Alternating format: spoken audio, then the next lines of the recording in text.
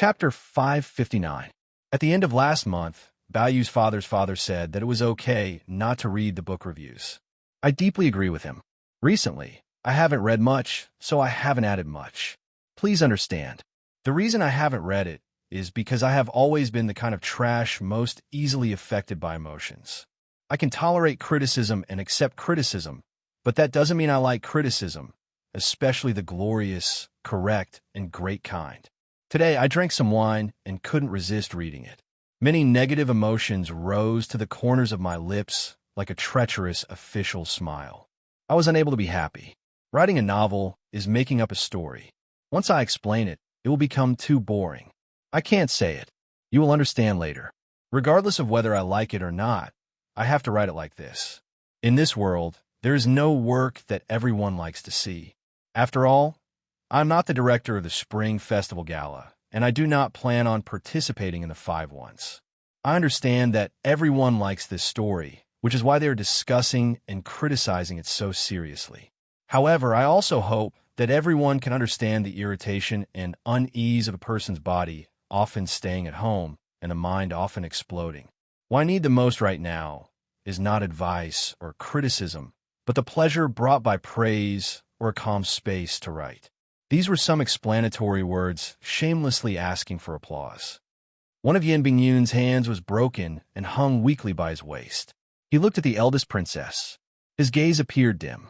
The dull pain in his chest let him know that he had already suffered internal injuries from the touch earlier.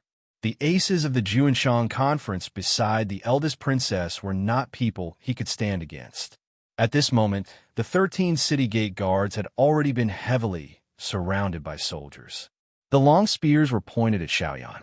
2 of the Juanshang conference aces beside the eldest princess separated and quickly closed in on Yin Bingyun.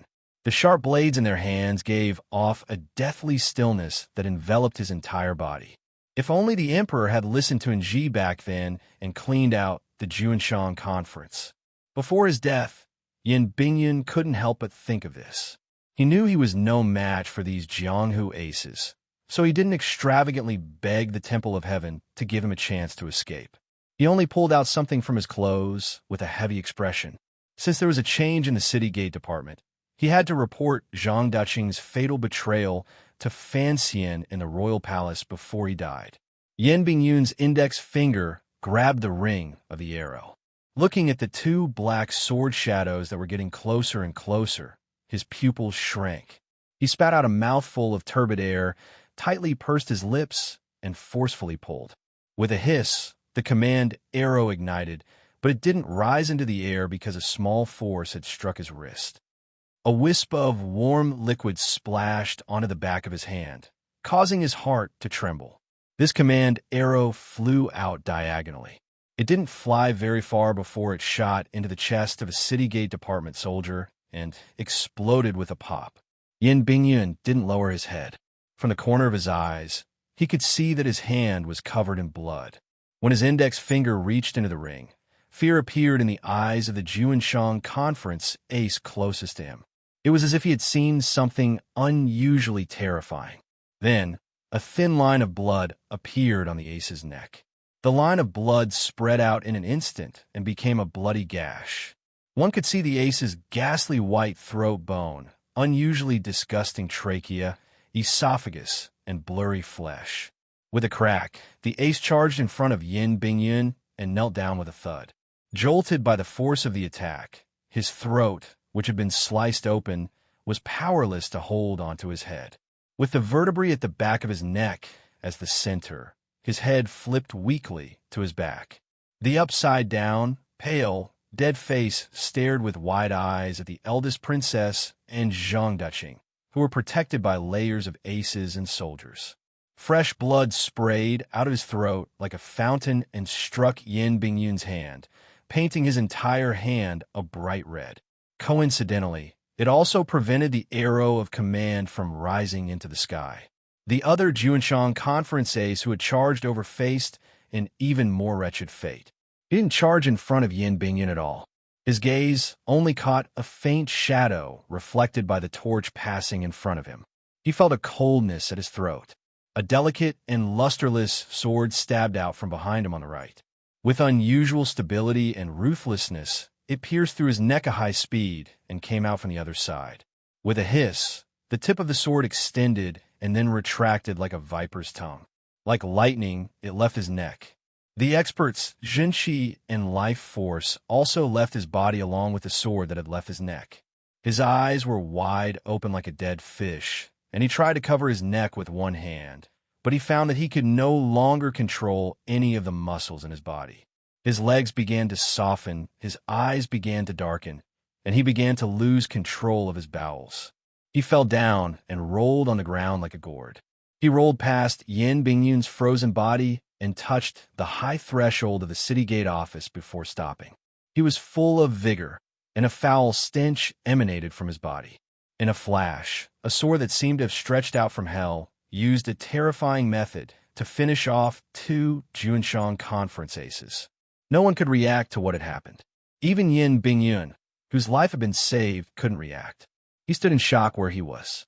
Then he felt his entire body lighten. In the next moment, he had been lifted by the neck by a black shadow and flown to the top of the city gate office. Following the shadows of the tall city walls, it moved toward the darkness of Jingdo. The darkness before dawn grew thicker and thicker. On the other hand, in the eyes of those people that intended to besiege and kill Yin Bingyun, they instead saw an even more terrifying scene. A black shadow seemed to have silently appeared within the crowd, and it easily and extremely swiftly killed 2 experts. It carried Yin Bingyun as if it was carrying a tattered sack, and it easily escaped from the encirclement of so many people. Because it was easy, it was terrifying. With 3 bangs, Yin Bingyun had already been rescued by this person. The soldiers of the city gate office didn't even have time to raise the bows in their hands. Who was this black shadow to have such terrifying power? Protected by the aces and soldiers at the very back, the eldest princess's face was slightly pale. She waved her hand to disperse the subordinates in front of her and walked out of the crowd. Looking in the direction the black shadow had escaped, she didn't know how she felt. Only her eyes grew brighter and brighter. The Overwatch Council is indeed very terrifying, thought the mastermind of the Jingdo Rebellion. The mastermind of the Jingdo Rebellion thought to himself. However, he did not feel too defeated, since the person who had come today was the best assassin in the world. Given his reputation for being the best at killing people, she had no way of stopping him from using this ability to save Yin Bingyun. However, it shouldn't affect anything. Li Yunrui thought of this as she narrowed her eyes and looked at the soldiers at the city gate. At this time, the sky was gradually brightening. The sun below the horizon began to release countless little silver fish, allowing their bulging bellies to reflect their own light. Gradually, they chased away the thick darkness of Jingdo. The torches were no longer as bright. The warm morning light fell on everyone's bodies and cast shadows on the ground. Of course, the Overwatch Council was terrifying. The 8 bureaus had hidden dragons and crouching tigers. Who knew how many heroes were willing to cover their faces, give up their former glory, and throw themselves into the great work of the Qin Kingdom's secret agents. When this power was twisted together, the power that could be unleashed was something that even the Qin Kingdom's most powerful emperor was secretly wary of. In name, the Overwatch Council was a secret agency directly managed by the Qin Emperor. However, everyone knew that the reason the Overwatch Council was able to attract the service of so many aces and survive so powerfully in the Qin Kingdom for over 30 years was all because of the old cripple in the wheelchair. Presently, there were only 1,000 Overwatch Council officials in Jingdo, yet they were already so terrifying. They had broken into the royal palace, suppressed the Ministry of Justice, forcefully opened the celestial prison, and subdued the Jingdo government. In one night, they had flipped the entire Jingdo upside down. Fan Xian's plan was good, and Yin Bingyun's execution was good. To be able to achieve such an effect, it still relied on the Overwatch Council officials' powerful organizational abilities and iron-blooded obedience. These unique qualities of the Overwatch Council were all forged, bit by bit, into the soul of the Overwatch Council by Chun Pingping the old cripple, and the first generation of the heads of the 8 bureaus over decades. Thus, the most powerful person in the Overwatch Council was not the Black Knights, Fan Xian, or the best assassin in the world. Rather, it was Chun Pingping and what he represented. Strangely, the Crown Prince and eldest princess had planned the assassination of the Emperor at Dong Mountain. The eldest princess also knew the power of the Overwatch Council, but it seemed that she had put too little attention on the Overwatch Council. At least, in the eyes of the uneasy Crown Prince, if he was going to ascend to the throne, if he didn't first control Chun Pingping, who would sit on that throne. Fortunately, Chun Pingping had been poisoned and was isolated outside of Jingdo. The Crown Prince had thought that this was all his aunt's doing. No one knew that this matter had nothing to do with Li Yunrui. From the beginning, Li Yunrui had never thought about dealing with the Chun Garden outside Jingdo and the old man in the wheelchair. It wasn't because she didn't value Chun Pingping or because she thought Chun Pingping was an old, strange creature that could never be destroyed. It was because she had a secret. The secret was only one person's secret. The rest of the people in the plan did not know. After the news of Chun Pingping being poisoned by the Dongi Master reached Jingdo, everyone's heart jumped. They thought the old cripple was pretending to be something. When the news of the assassination of the Emperor at Dong Mountain came, the Empress Dowager ordered Chun Pingping to immediately enter the palace, but Chun Pingping remained in Chun Garden. Everyone began to guess something. Had Chun Pingping truly been poisoned? Therefore, there was an old man who had known Chun Pingping for decades, who was tempted and had a thought. This old man had always had a secret fear of Chun Pingping. If he didn't kill him, he would not feel at ease. Furthermore, the present situation was not good. As the saying goes, take his life when he is ill. If he didn't take advantage of this time to take Chun Pingping's life, the old man would feel sorry for himself. After the old Qin master, who grew cabbages, left Jingdo to take control of the army and his son took back the power of the Jingdo garrison, the first order he gave was to slaughter Chun Garden. Chun Garden had become a wasteland. In Fan Xian's eyes, Chun Garden, which was even more luxurious than the Jiang and Ming family's garden, had become countless black and gray ruins. Those beautiful and elegant gardens had already been burnt to black soil. Those exquisite and grand houses had already been reduced to innumerable halves of stone walls. Green smoke was still rising from everywhere, but it no longer had that scorching heat and looked abnormally desolate. If Fan Xian saw this scene, his heart would probably ache to death, and he would loudly curse those people who didn't know how to treasure. From ancient times until now, the military had been an existence that had least need for artistic beauty.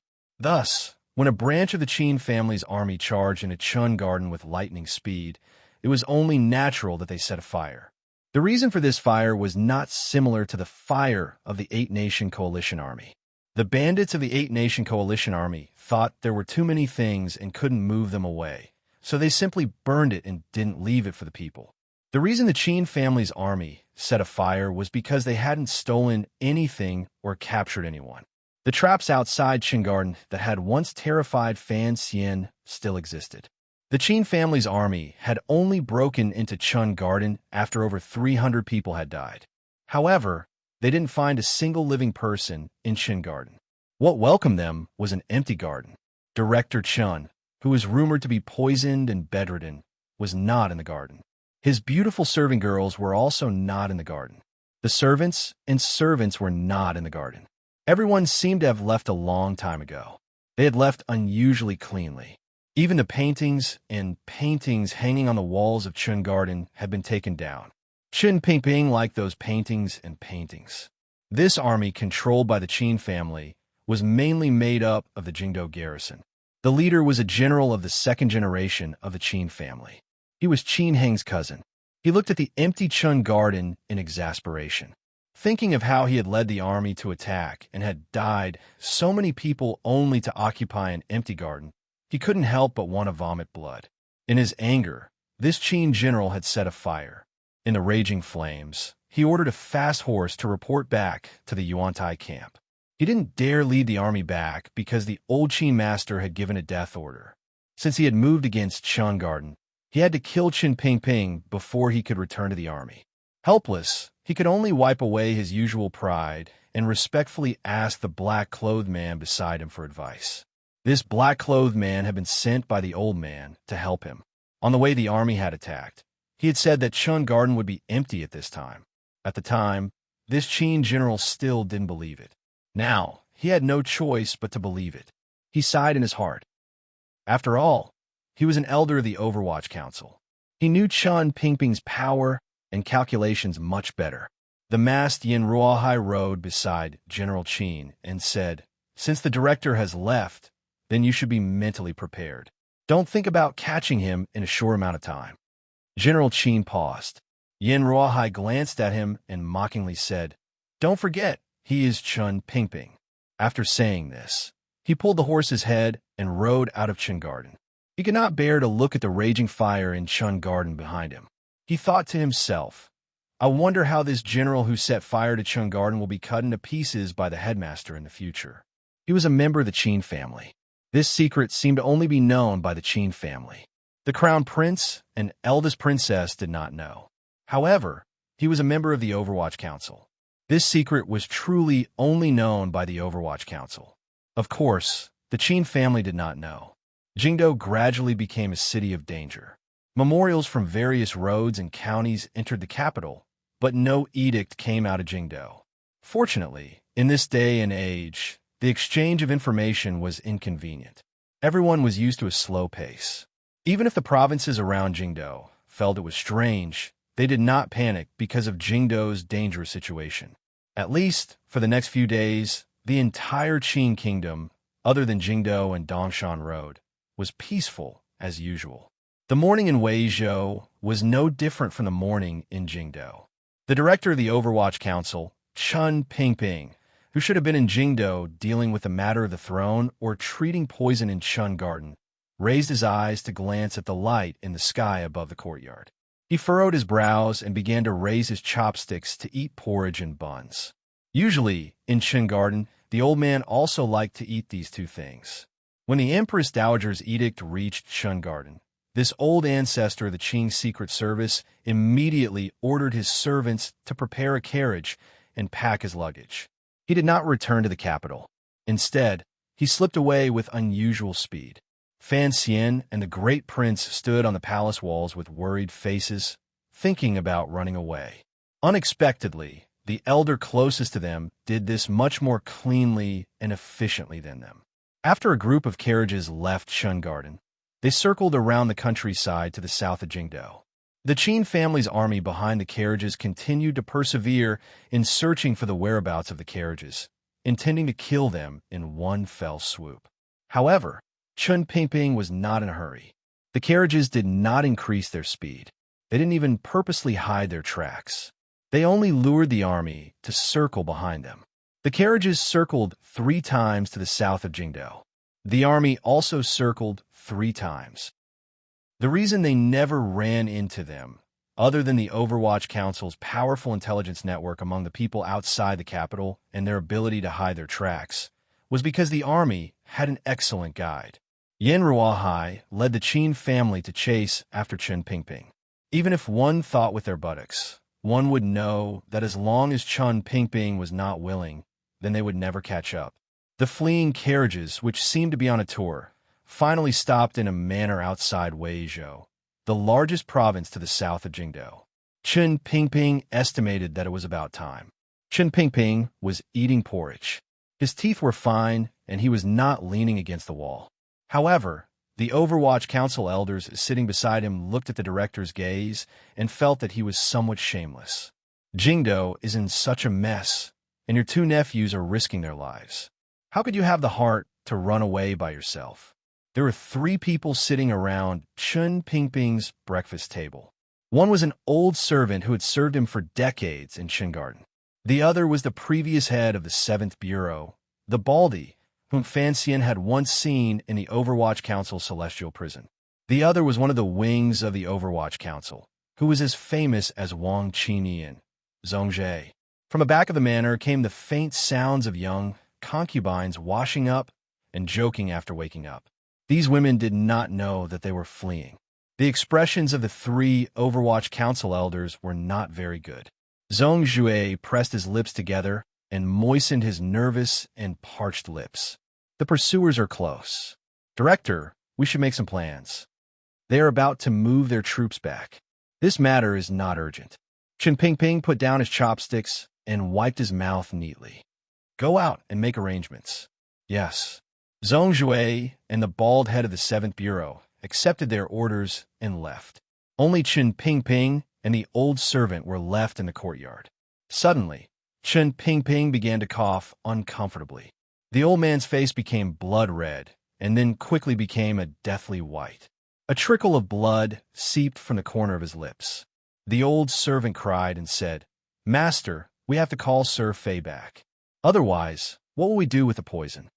Chen Pingping had actually been poisoned. He sat in the wheelchair and smiled self-mockingly. The poison won't kill him. It's just a bit uncomfortable. Master, the capital is dangerous. Are you really not worried about Sir Fan Jr.? The old servant glanced at Chen Pingping and asked carefully. The wrinkles on Chen Pingping's old face suddenly increased. A moment later, he sighed and said, How can I not be worried? However, even if the matter fails, presumably he will still be alive. As long as he is alive, everything is fine. The old servant thought to himself that this matter involved the fight for the throne. If Sir Fan Jr. was truly defeated, how could he survive? Furthermore, if the crown prince truly inherited the throne, his group of carriages would probably not be able to find a place to stay in this vast Qin kingdom. The old servant suddenly thought of something and was overjoyed. Yes, there is still Minister Fan and King Jing who have not acted. These days, Chen Pingping had often discussed the situation in Jingdo with his old subordinates. The old servant had been listening to them from his side. He had a very clear understanding of the comparison of power in Jingdo. If the 13 city gate guards truly failed and the Yi and Qin family's armies enter the capital, how could the Overwatch Council stop them? Unless Fan Jian and King Jing had the power to flip the heavens in their hands, Director Chun would not be able to sit peacefully in his wheelchair and not worry for Fan Xian. King Jing and Old Qin are the same. They only vent their anger at the ground. Chen Pingping said with slight mockery. In Fan Jian's life, he wins by enduring silently, but he also loses by enduring silently. Where does he have enough power to change the situation? He is afraid that the palace will suspect him. All these years, Minister Fan has endured silently. Now he has also endured silently. After saying this, Chen Pingping fell silent. He knew where Fan Jian's greatest strength was, but the problem was that His Majesty had taken all those people with him when he went to worship the heavens. He still didn't know if any of them would survive. A few white pigeons flew into the courtyard, following the direction of the morning light. The old servant went forward to catch one and brought it in front of Chen Pingping. Chen Pingping untied the thin tube on the pigeon's leg and looked at the words on it. His brows gradually furrowed. A moment later, he summoned an Overwatch Council subordinate and ordered in a heavy voice, "Follow the order from a few days ago. Everyone move. Continue to seal off any news from Dongshan Road. The court's group heading to receive the spirit is almost here." Yes. After a long time, Chen Pingping finally woke up from his dazed state. It was not until now that this most powerful schemer in the Qin kingdom finally felt a glimmer of powerlessness. Perhaps it was the power of the poison, or perhaps it was the power of old age, but it made him feel a glimmer of fatigue and faint disappointment. Fan Xian won't die so easily. Chen Pingping didn't know if he was comforting the old servant or himself. Calmly, he said, "At least I've helped this kid attract 6,000 soldiers. The pressure on him will lessen a great deal. You have to know that it is not an easy matter to make someone die." Chen Pingping pushed the wheelchair toward the back of the courtyard. The old servant quickly pushed it. As they passed by a flower bed, Chen Pingping's expression did not change as he looked at a small white flower shivering in the early autumn. He stopped and looked at it for a long time. Then, he slowly bent down and plucked a flower. Carefully, he placed it on his ear. The old servant smiled and pushed him into a side room in the back of the courtyard. When he entered the side room, Chun Pingping suddenly said to him. If Fan Xian knew he was a father, he would certainly learn to value his life even more. The light in the side room was not very bright, but he could clearly see a woman around 20 years old looking at the baby in her arms with a face full of tenderness. This woman, whose face glowed with motherly love, was Cece, who had disappeared in the Fan Manor on the outskirts of Jingdou. The baby in her arms. Chun Pingping pushed the wheelchair forward and took the newborn baby from her hands with a face full of tenderness. Looking at the blush on the baby's face and tightly closed eyes, he flicked his tongue and cooed a few times. Teasingly, he said, "Little girl is very good. When your father sees you, he will definitely like you very much." Cece smiled sweetly as she watched this scene. Suddenly, she saw the little white flower on the corner of Chun Pingping's forehead and asked curiously, "Director, why is there a flower? Last time, when I held this child, she cried. It looks like I'm too ugly. Today, there's another flower. Look, she's indeed not crying." The wrinkles on Chun Pingping's face turned into a chrysanthemum. That kind of tenderness could not be faked. He probably really liked the little girl in his arms, as if she was his own granddaughter. Having just given birth, Cece's strength was not very good. Gazing at Chun Pingping, she suddenly said with sadness, "However, I don't know when the young master will come back." When Chun Pingping took her away, Cece was also shocked. When she gave birth, and the people she was familiar with in the Fan Manor were not by her side. There was only the midwife that Chun Pingping had arranged. This girl's state of mind had been greatly tormented. However, she knew Director Chun did not have any ill intentions. She just didn't understand why she had to give birth outside the manor. She couldn't help but think of the secrets of some large family.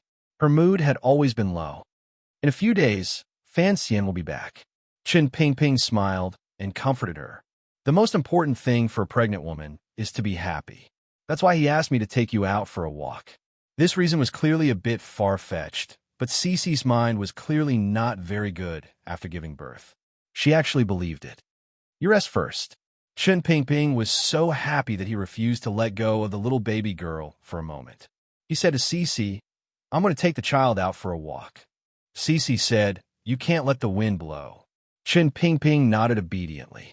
In front of a mother, he had to be more obedient to steal her child to play with. Chun Pingping played with the baby girl all the way to another room.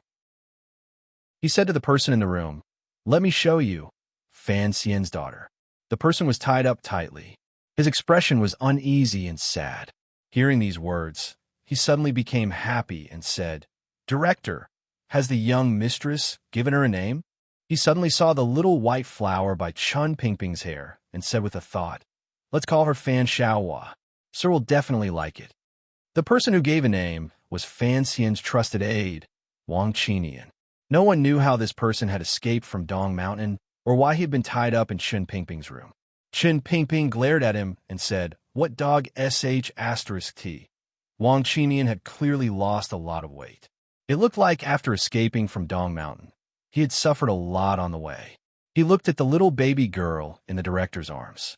Amidst his joy, he suddenly thought of his family's daughter in the capital and Fan Xian, who was in the eye of the storm. For some reason, his nose became sore. "I wonder if Sir will be able to see his own daughter." With a mournful expression, he said, "What exactly is going on? I don't understand." Chun Pingping's expression was calm. "I also don't understand what will happen in Jingdou, but I know something will certainly happen in Jingdou." Fan Xian stood on the walls of the royal palace and looked at the rising sun in the east. His brows gradually furrowed together, and he sighed.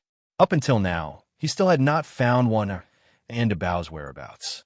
Fortunately, King Jing's manor had sent word that his father and Lady Lu were both safe and well. They were heading in the direction of the royal palace. Counting on his fingers, Cece's due date had also arrived. He didn't know if the girl who had mysteriously disappeared was well, or if the child was a boy or a girl. Of all his family, the one he was least worried about was Cece, who was about to give birth. Since the manor had tacitly approved of this matter, the person who had taken Cece could not be anyone else. It had to be the lonely old cripple in Qingarten. What he was worried about was Yin Bingyan.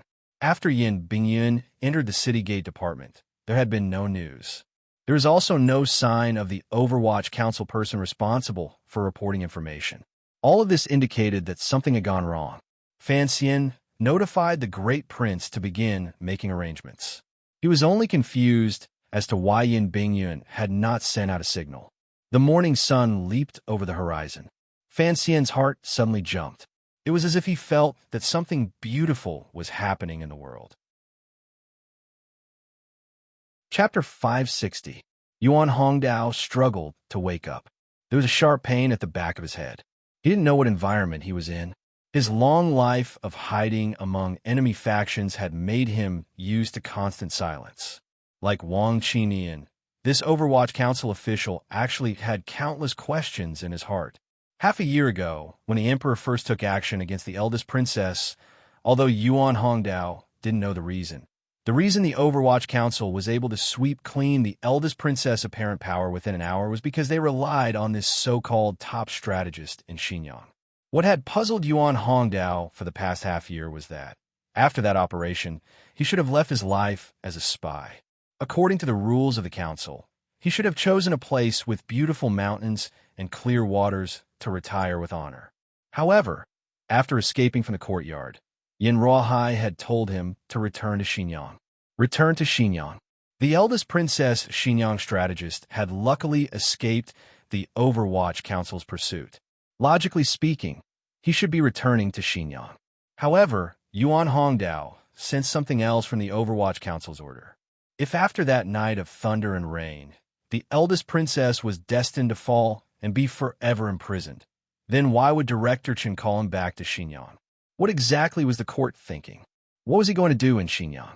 Yuan Hongdao had been thinking about this question for a few months. When the eldest princess easily passed on her plan to Xinjiang through the guards of the courtyard and gradually moved the people in Xinjiang to Jingdou, he finally understood some things. From the beginning of the Overwatch Council's operation, they knew that it was impossible for the eldest princess to be completely defeated. Perhaps the emperor had never planned for the eldest princess to never have the power to rise again. That was why he had him, a nail, return to Xinjiang to wait for the eldest princess's summons and for that moment to come. The emperor had gone to Dong Mountain and been assassinated. Jingdou was in chaos. The crown prince was about to ascend to the throne. The eldest princess had contacted the military to prepare for rebellion.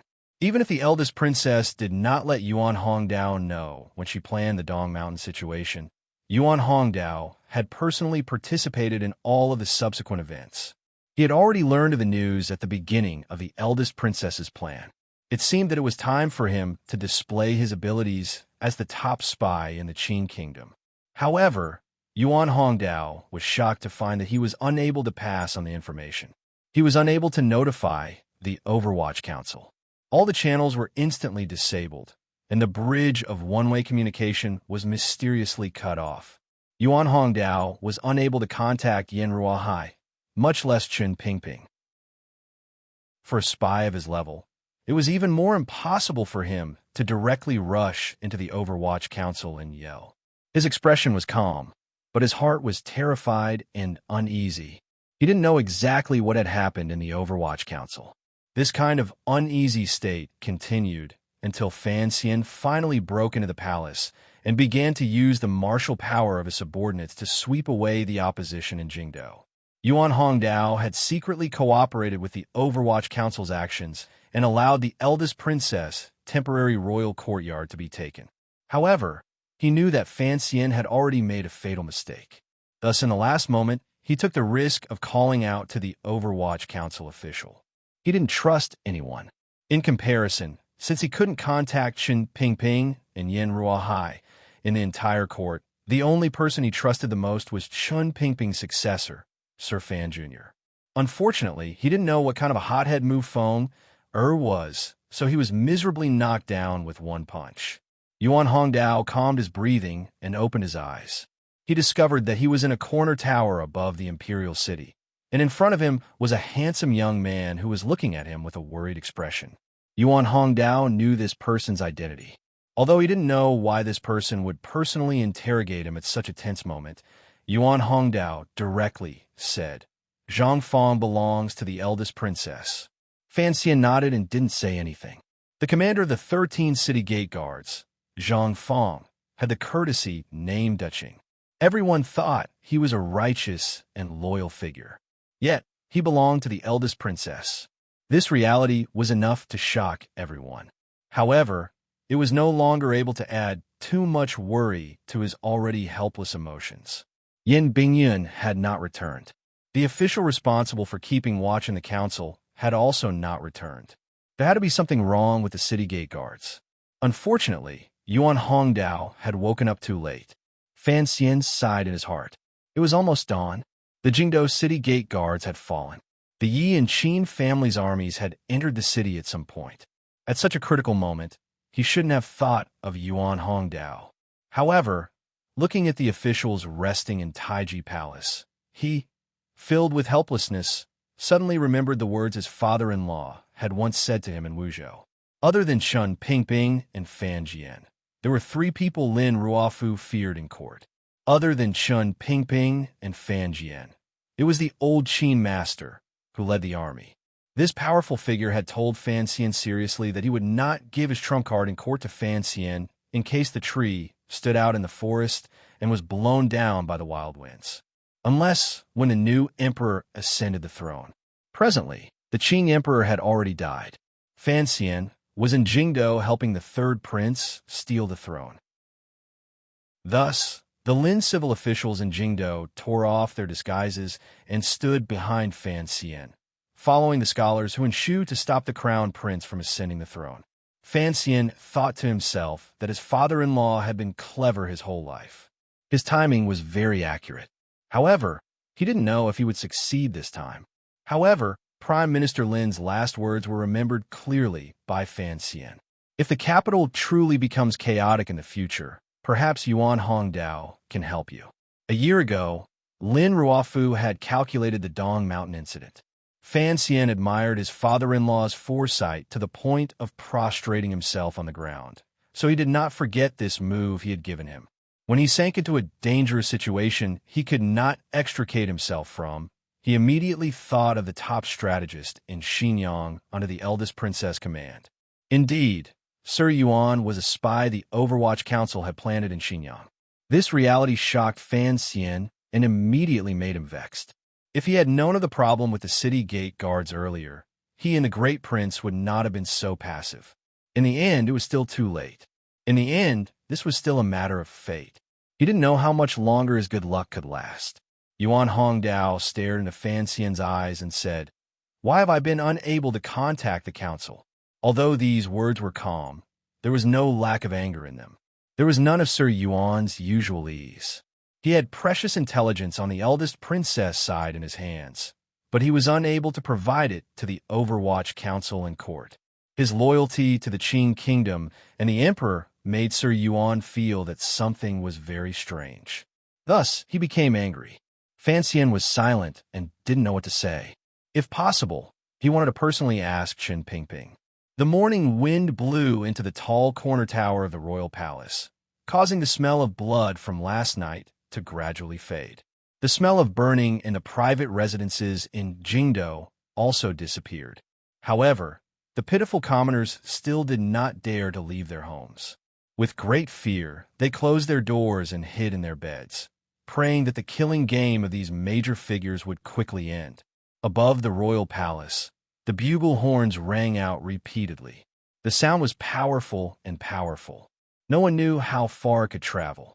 Fan Xian stood by Yuan Hongdao's side. With a calm expression, he said, "The Jingdou garrison won't be able to enter the capital until noon. The Qin and Yi families still need another 3 days. If we move quickly, we can still take back the 9 city gates." A glimmer of shock flashed through Yuan Hongdao's eyes. Immediately after, a flame of anger burned in them. In a great rage, he said, "Is there no one in the garrison and the council?" Fan Xian's heart jumped, and he abruptly turned to look at him. Yuan Hongdao gazed at him and said each word clearly. "The Qin family's army has advanced through the night. I'm afraid they are not far from Jingdou." Fan Xian pressed his lips tightly together. His face became pale. He had not panicked, even after learning of the news of the City Gate Department's betrayal, because he believed he had a clear grasp of the old Qin family's movements. As long as the army had not arrived, he still had time to retake control of the 9 city gates with a more powerful imperial army and Overwatch Council's destructive power. The Qin family's army was about to arrive? Yin Bingyun's father was in the Qin family. How could he not have sent back news of the army's departure? Fan Xian walked to the great prince's side and said, "Withdraw the soldiers and return to the palace. The Qin family's army is about to arrive." The great prince's brows were furrowed tightly. The imperial army had just left the royal palace. Now, they had to withdraw because of a piece of news that he could not believe. He knew that what he cared about the most right now was the speed of his reaction. He didn't have time to discuss anything with Fan Xian. Taking a deep breath, he had the soldier at his side wave the little yellow flag in his hand. The yellow flag flipped, and the horn sounded again from above the royal palace. The rhythm gradually picked up and tightened. The imperial army, which was charging out of the royal palace like a few dragons, suddenly heard the sound of the horn returning to camp. Without prior agreement, they all pulled back and began to head back in the direction of the royal palace. In the distance, the group that had already entered deep into the residential streets and alleys also began to move. Fan Xian made a hand gesture to the subordinate beside him. The subordinate nodded and took out an arrow of command from his sleeve. Sending it out, it drew out a wretched cry in the air in front of the royal palace. Immediately after, the sound of an arrow of command rang out from the Bureau of Military Affairs, the headquarters of the Overwatch Council, the offices of the various departments, and the important streets as a response. When the signal arrow fell, the nearly 2,000 secret agents of the Overwatch Council in Jingdo heard the order and moved, disappearing into the streets and alleys. In a moment, not a single person could be seen on the streets of Jingdo, particularly on Tianhe Avenue, which passed through the Overwatch Council and Bureau of Military Affairs and led directly to the royal palace. It was so deserted that it made one's heart palpitate. There were only a few green leaves that had been blown down by the autumn wind and rolled on the empty street. It doesn't matter how the crown prince found out about the raid and escaped. Fan Xian stood beside the great prince and said, "It is clear that the eldest princess left the palace prepared. She had long guessed what we would do." The great prince's brows were furrowed tightly as he looked down at all the activity in Jingdo. He analyzed in his heart which direction the army would enter the capital from and what he should do next. In order to break into the palace, all of our forces killed their way in, but she commanded the armies of the Yi and Qin families and slowly came in through the city gate guards that we couldn't control. Fan Xian calmly said, "She gave the royal palace to us and then surrounded it to play. Does this count as inviting the enemy into a trap?" I had wanted to have a flower in my stomach and fire on all sides. Unexpectedly, this fire did not burn her. On the contrary, she used a layer of gauze to bind this flower of mine. Fan Xian's palm gently patted the sturdy bricks of the royal palace. Faintly, he said, "In the end, we still underestimated this ant." The eldest princess knew where Fan Xian and the Overwatch Council's advantage was. Thus, she was willing to retreat and let Fan Xian break into the palace and appear to control everything. Presently, the palace had the Empress Dowager, the third prince, Yi Pin, Ning the Talented, countless nobles, the scholars Hu and Shu, and countless civil officials and subordinates loyal to Fan Xian. These people were power, but they were also a burden. If Fan Xian had a pair of wings, then the people the eldest princess had purposely left in the palace would be like hammers on Fan Xian's wings, preventing him from flying as he pleased. Even if the army surrounded the city, they probably wouldn't be able to surround a terrifying nocturnal ace like Fan Xian. However, he carried the legacy of the Qin kingdom and the lives of countless people in the palace on his shoulders. How could Fan Xian escape? Could he bear to escape? The great prince had been silent the entire time. Occasionally, he would give orders and begin to prepare to defend the royal palace and prepare all the equipment. He did not have the leisure to chat with Fan Xian at such a time. He knew what kind of terrifying danger he was about to face. Fan Xian looked woodenly at everything in Jingdo. It was as if he could see Li Yunrui's extremely beautiful face looking at him with a delicate and timid gaze. Quietly, she said, "My good son-in-law, I have prepared many things for you." He spat toward the palace and the royal palace, as if he wanted to spit on her face. However, he had to admit that his mother-in-law was indeed much stronger than him in these areas. Fan Xian thought to himself that if it weren't for those strange reasons, he would not be trapped in the royal palace right now. "How long can we defend?" he asked the great prince. The great prince's expression was solemn. In a low voice, he said, "The royal palace's walls are high. If the Yi and Qin families attack in the middle of the night and don't bring large siege weapons, I can defend until the last moment." As the commander of the Western Expedition Army, the great prince had experienced countless bloody battles in his life. Thus, when faced with the army approaching the capital, he did not panic at all. However, the last moment in this sentence had already explained everything. Since Li Yunrui already had a plan, the Yi and Qin families should have made preparations, Fan Xian said with his head lowered. "I only hope that you can hold out for a few more days. Leading the army into battle can only depend on you. Hold out until the messengers notify the various garrisons and the governors of the 6 roads to send reinforcements." The great prince swept a glance at him and said rudely, "Give up on that thought. It is impossible for those messengers to still be alive." Fan Xian sighed in his heart and thought, "I am not waiting for those people. Last night, I had a stomachache and tossed and turned in bed. When I woke up today, my mind was completely muddled." Chapter 561. A wave of hurried footsteps rang out on the palace walls. A few armored imperial soldiers rushed in front of the two of them, knelt down on one knee, and said a few words. Fan Xian stood behind the great prince and listened calmly. He did not feel any shock in his heart. After a night of searching, they had captured the empress, but not the crown prince. The soldiers sent to the Yi and Qin families had also come up empty. Just like how the eldest princess had sent people to surround the Fan Manor, they had also come up empty. Even though these older figures no longer had the ruthlessness of the past, they could still see the direction of the storm clearly. Since the Yi and Qin families had hardened their hearts to lead the eldest princess in rebellion, how could they let Fan Xian and the others capture any useful hostages? As for the other personal officials, they split up to report to the great prince on the current defensive situation in Jingdou. The great prince furrowed his brows slightly as he listened. He waved his hand for them to leave. Turning to Fan Xian, he said, "The situation at hand is that if we retreat into the palace according to the plan, it is the same as giving them all the territory outside the royal palace. If the rebel army sets up their formation and surrounds the palace, we will no longer have the power to overturn the situation." Fan Xian looked at him. "The problem is if we begin to harass the moment the rebel army enters the city, we will only be able to harass them. It won't be of much use at all," the great prince said. "I have too few soldiers in my hands." At this time, the sun had already risen. The red rays of light shone on the vermilion-red walls of the palace, and then reflected out, causing the entire palace and the large square in front of it to be enveloped in a warm color. Even the clear and quiet moat at the back of the palace was soaked in a heart-palpitating red, like fresh blood.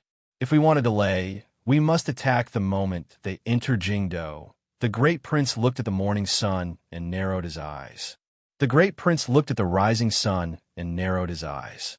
"The problem at hand is that the Overwatch Council's secret agents are blocked off by the 4 walls and have no way of sending in intelligence reports. We must guess which city gate the army will enter the capital from. There is some distance from the city gate to the royal palace. It is enough for us to kill some of their spirit," Fan Xian said with his head lowered. "If I really have to guess which city gate the army will enter the capital from, I bet Jingyan Gate." "I have the same thoughts." The great prince nodded. The rebel army was heading straight for Jingdou from Yuantai camp. The closest city gate was Zhengyang Gate. Furthermore, the offices of the 13 city gate guards were also located there. Although Zhang Diqing had rebelled, only that city gate was personally controlled by him. It was the safest and smoothest route for the eldest princess army to enter the capital through that gate. The first prince frowned and said, "I left a group of cavalry there." Fansian glanced at him. A strange light flashed through his eyes. The difference in strength between them and the enemy was too great. It was impossible to defend against the enemy outside the city gates. However, he and the great prince had to give the rebel army a deep, memorable blow the moment they entered the city. Only then could they reduce the rebel army's spirit. However, this group of soldiers would definitely be swallowed up by the surging power of the army, and not a single one of them would survive. Seeming to sense what Fansian was thinking, the great prince furrowed his brows slightly and said in a low voice, "As a soldier of the Qing kingdom, it is only right that we risk our lives." Fansian thought bitterly. It was only a struggle for power among the emperor's family, yet they wanted these common soldiers to shed their blood. At this moment, a gust of morning wind swept past. Along with the wind were some voices filled with hot-bloodedness and murderous intent. It was the colonels of the imperial army who had begun to mobilize their subordinates for the final battle. For a time, the atmosphere inside and outside the imperial city was somber, and the air seemed to be filled with tension. "I ask you one last time, do you want to leave?" The great prince narrowed his eyes and looked at the city gate in the east. He didn't even glance at Fansian. Once the army has surrounded the palace, it will be impossible to break through.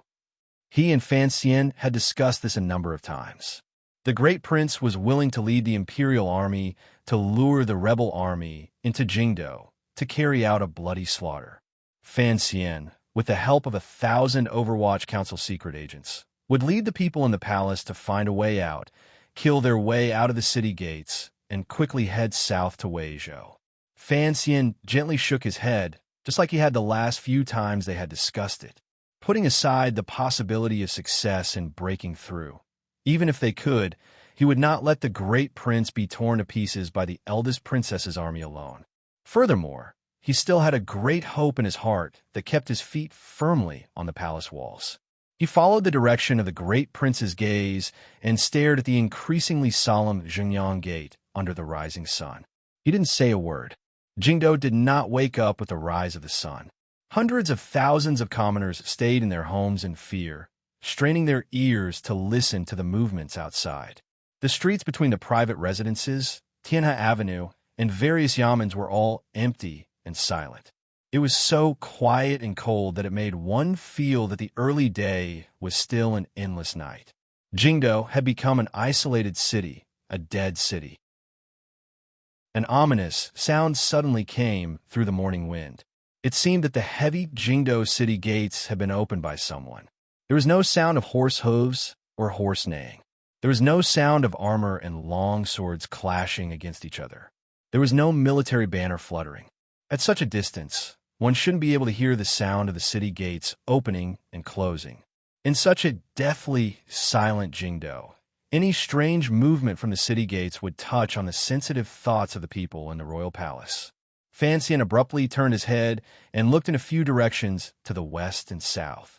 He focused on the green smoke that the Overwatch Council secret agents had risked their lives to send out. His pupils constricted slightly. A moment later, he and the great prince met each other's eyes and said, "We all guessed wrong."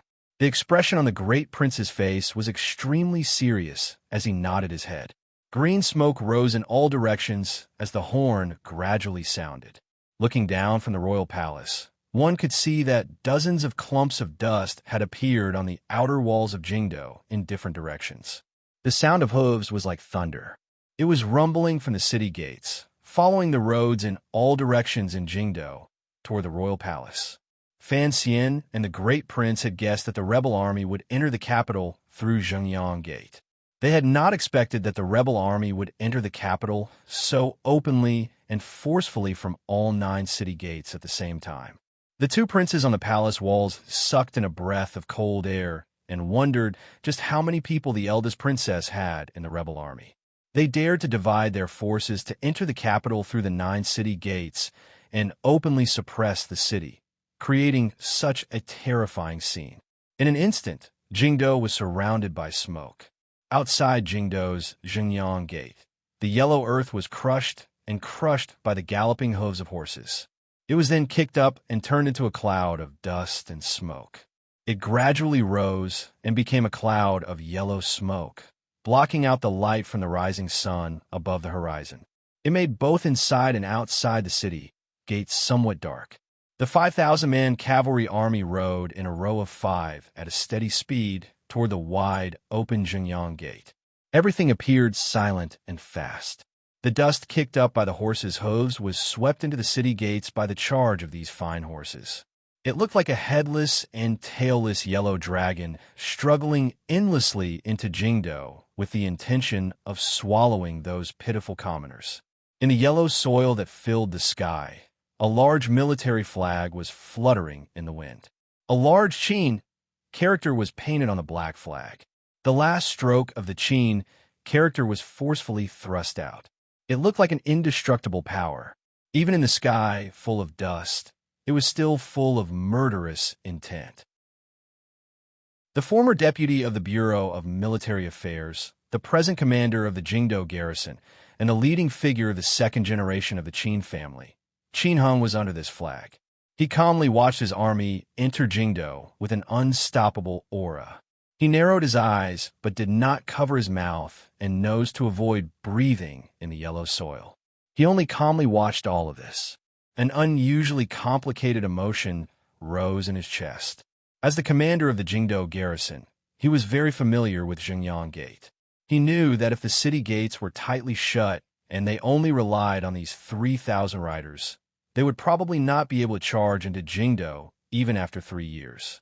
The Qin kingdom's capital had been surrounded by foreign enemies before, but had never been broken into the city. This Jingdo, which did not have a long history, fully demonstrated its powerful defensive power. Now, this Jingdo city gate had finally fallen. Just as Zhuang Mohan had once said in his book, the most powerful capitals in history were often taken from the inside. The Qin kingdom's rebellion this time was no exception. Qin Hung watched all of this.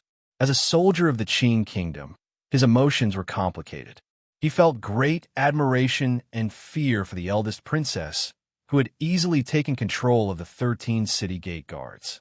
However, the present situation did not allow him to think too much. The army had entered the capital through 9 city gates. The group of riders he led went through Zhengyang Gate. He had to reach the royal palace before everyone else. This time, the army had gathered the armies of the Qin and Yi families, as well as the Jingdo garrison. There were 30,000 people in total, while the royal palace's defensive power added up to less than 6,000 people. The army entering the capital had to be open and aboveboard. They had to suppress the people in the royal palace until their hearts trembled and they surrendered. For Qin Hung, fighting this battle with 6 against 1 was not a difficult matter. He had never thought that the people he was familiar with in the royal palace would be able to oppose such a powerful army. The horses and soldiers rushing past in front of him flashed through his eyes. Then, a person's name flashed through his mind. For Qin Hung, he was not worried about the royal palace. He was worried that Yi Zhong would reach the royal palace before him. Thinking of Yi Zhong's name, Qin Hung let out a murky breath. This permanent member of the Jingdo garrison had received the Empress Dowager's edict but had not returned to Dingzhou. Although it seemed that the Yi family's refusal to retreat was secretly arranged by the eldest princess and had great significance for the Jingdo battle, for the Qin family, the existence of the Yi family's military power had a different meaning. Yi Zhong was the second prince's father-in-law, and the Qin family naturally supported the crown prince. Thus, the old Qin master had given a death order. In order to stabilize the crown prince's throne, the Qin family's army had to perform valiantly in this battle and arrive before the Yi family. Qin Hung squeezed his horse's abdomen and led his personal camp to join the troops entering the city. He became the brightest scale on the yellow dragon. The rebel army entered Jingdo from 9 directions. The Qin family took 6, and the Yi family took 3. Because the rebel army was powerful and knew that Jingdo's defenses were weak, they didn't care about the problem of splitting up. On the contrary, entering with such a large force could make the royal palace lose the courage to break out again. The thousands of soldiers of the 13 city gate guards did not join the rebel army. The common soldiers watched this scene dumbfounded. They didn't know what had happened. Some clever officers had already guessed that one of the princes had rebelled, but they didn't dare move under the suppression of their officers. Commander Zhang Diqing was a clever man. He knew that in this kind of rebellion, even if he added a hand, he wouldn't be able to do much. Holding tightly to his own city gate guards was the truly clever choice. The sound of horse hooves rang out like thunder on the road from Zhengyang Gate to the royal palace. The riders of the Qin army took out their weapons and became cautious. However, their speed did not decrease at all. They galloped past like a gust of wind. The color of the Qin family's light armor was also very dark. It was very similar to the Overwatch Council's Black Knights. However, it was missing a smear of the thickest black. There were a few patches of bright color on the chest of the armor. A dozen running riders suddenly broke away from the group and sped forward. Like lightning, they pierced into the quiet street. Brushing against the low eaves of private residences, they began to scout and report on the army's advance. Everything went as usual. These riders galloped into the streets, turned, and spread out like an arrowhead. They began to advance deep into the city. All of this happened quickly and naturally. It fully demonstrated the Qing army's level of training and the power of the Qin army. The main group of riders did not slow down. They continued forward in the direction the riders had stepped in. Qin Hung rode on his horse and led his personal camp. He stared coldly at the area in front of him. He knew that Fan Xian and the great prince would not sit and wait for death. On this quiet street, there would certainly be ambushes and difficult killing. He didn't care how many people Fan Xian and the great prince had in their hands. He knew that what he wanted was the speed of the army and a powerful aura. No matter what kind of obstruction they faced, they had to use the army to ruthlessly crush through. The speed of the rebel army's advance was too fast. The riders at the front were unable to serve as scouts. They were just bravely bait.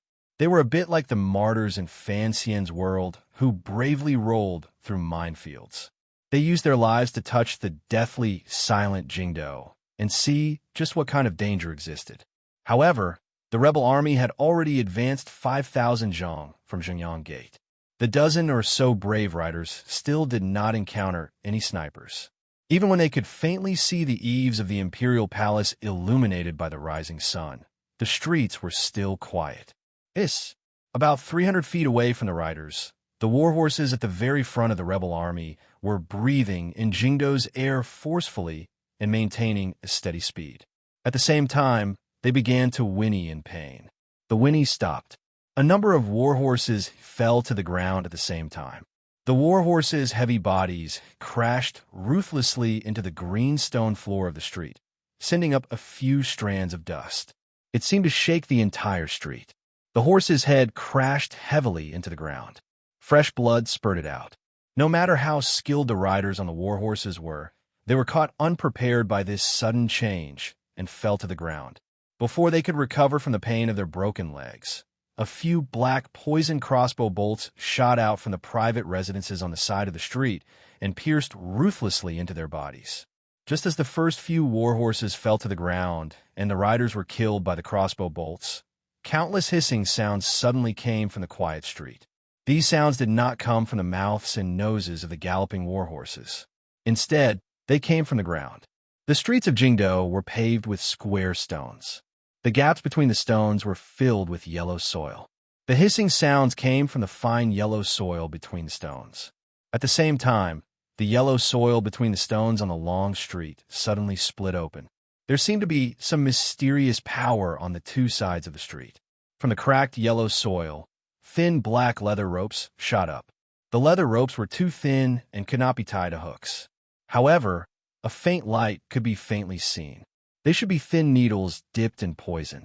Dozens of specially made black horse tripping ropes suddenly and magically appeared on the street that had been flat just a moment ago. Countless muffled sounds rang out at the same time. The Qin army's main cavalry unit suffered a merciless attack. About 100 riders in total fell from the clouds in front of these dozens of horse-tripping ropes and smashed into the deep ground. For a moment, People and horses were thrown off their feet on the street. Wretched cries rang out. Countless people or horses had their tendons snapped or their bones broken. They crashed heavily into one another, rolling and bleeding. Immediately after, the whooshing sound of something breaking through the air rang out. These sounds are like whistles from the netherworld coming to collect lives. It made people's hearts tremble. Countless black crossbow bolts shot out from the private residences on the side of the street and landed on the bodies of the rebel soldiers on the ground. In an instant, their wretched cries stopped. In just a moment, there were more than 100 dead people on this half of the street. These dead people all had crossbow bolts stuck in their bodies. The ambushers did not shoot the horses. The poisoned war horses lay powerlessly on the ground beside the bodies of their owners. As they whinnied in pain, they kicked their legs. The scene was incomparably wretched. Chapter 562. Actually, I had been sick for a few days. After the stomach pain, I caught a cold, and then I had a rhinitis. Today, it had finally reached its peak. I had been sitting in front of the computer for a few hours, and I had also gone to the toilet a few times. In total, I had only written a few hundred words. It was not a problem with my body, but with my mind.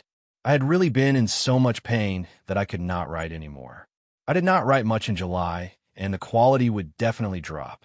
This was something that I had helplessly predicted at the beginning of the month. People always had more important things to do in their lives. I felt apologetic, so I did not ask for votes this month. I asked everyone to vote for other colleagues who were more hardworking. But I did not expect that on the last day of the month, Ching Yu's monthly votes would actually squeeze into the top 6. Thinking of this, I could not help but feel endless gratitude towards everyone. Everyone is a kind person, even more kind than me. After returning home for the past 10 days, I have been working hard to write, wanting to make up for it. But I did not expect that I would not be able to persist on the last day of the month. It is really a pity, and I'm also a little disappointed.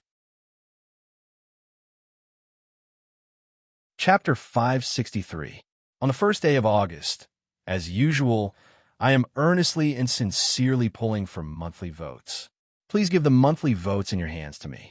I will write them seriously. I cannot promise they will be good, but I promise I will do my best. Thank you, everyone.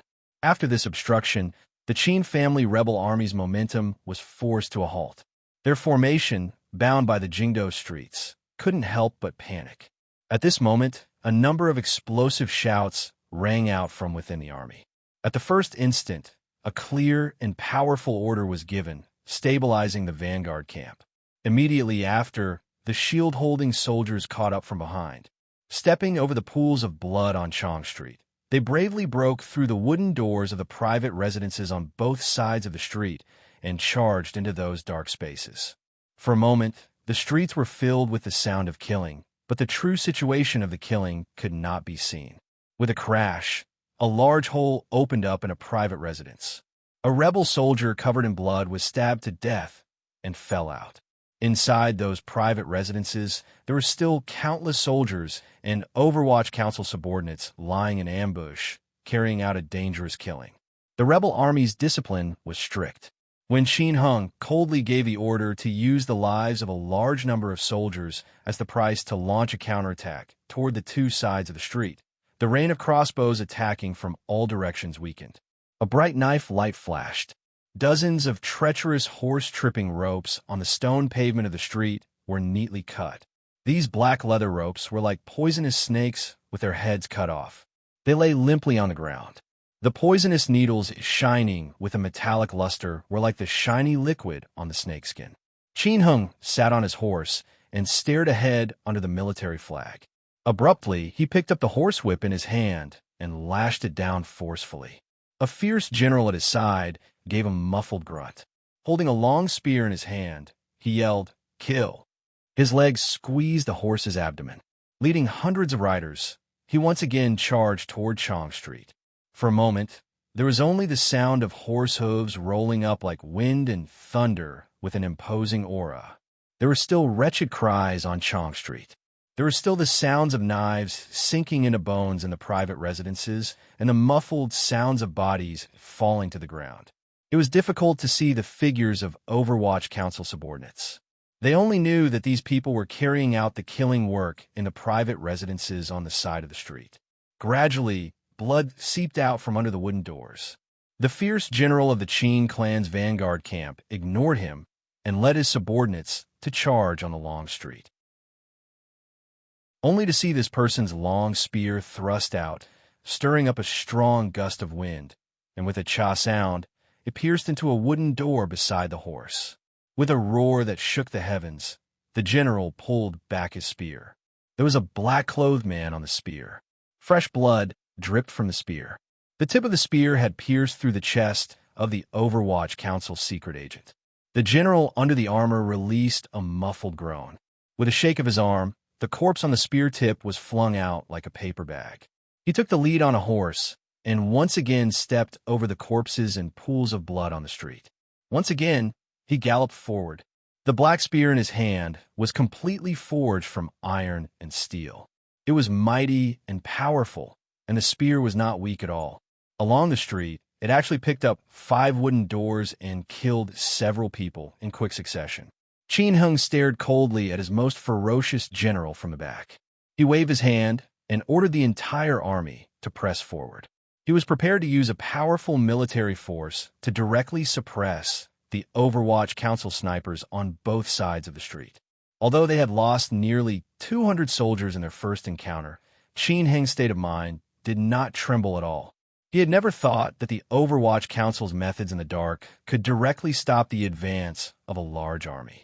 An Overwatch Council official holding a crossbow appeared on the building in front of them on the left. Through the window, he took aim at the vanguard general. Unexpectedly, before he had time to pull the trigger, an arrow had already shot into his eye socket. The official gave a muffled groan and fell down the building. Immediately after, a series of whooshing sounds rang out. The dozens of bodyguards following the vanguard general on horseback on the street held light bows in their hands and shot to the left and right. Arrows flew out quickly. Immediately, many arrow holes appeared in the small buildings and private residences on both sides of the street. The Overwatch Council subordinates, lying in ambush, were preparing to use their crossbows to kill the vanguard general when they were all struck and fell. Of the 3 powers in the world, the Qing army was the strongest in riding and shooting. At this moment, they were riding on a long street and holding hard bows in their hands. In an instant, the Overwatch Council crossbowmen didn't dare reveal themselves. Even though there were occasional arrows that flew out from the 2 sides, they did not seem to be very accurate. They hit the heavy armor on the vanguard general's body, but were unable to penetrate deep into his body. They only produced a few blooms of blood. In the blink of an eye, the Qin family general had already led the vanguard battalion to charge over 100 zhang, and behind him was the vast cavalry. In front of them was an open field, and there was no longer anything that could stop them from charging into the imperial palace. At this moment, a mournful signal arrow rang out on the long street. Pa pa pa pa. The windows of the houses on both sides of the street were all closed. Although the killing in the houses continued, the long street had returned to peace. It was an extremely strange peace. The vanguard general's face was covered in blood and dirt. His expression was murderous. With a shake of his long spear, he pulled it behind his back. Like a mountain-splitting axe, he pierced toward the end of the street. Although he had noticed the strange scene on both sides of the street, he did not feel a glimmer of fear.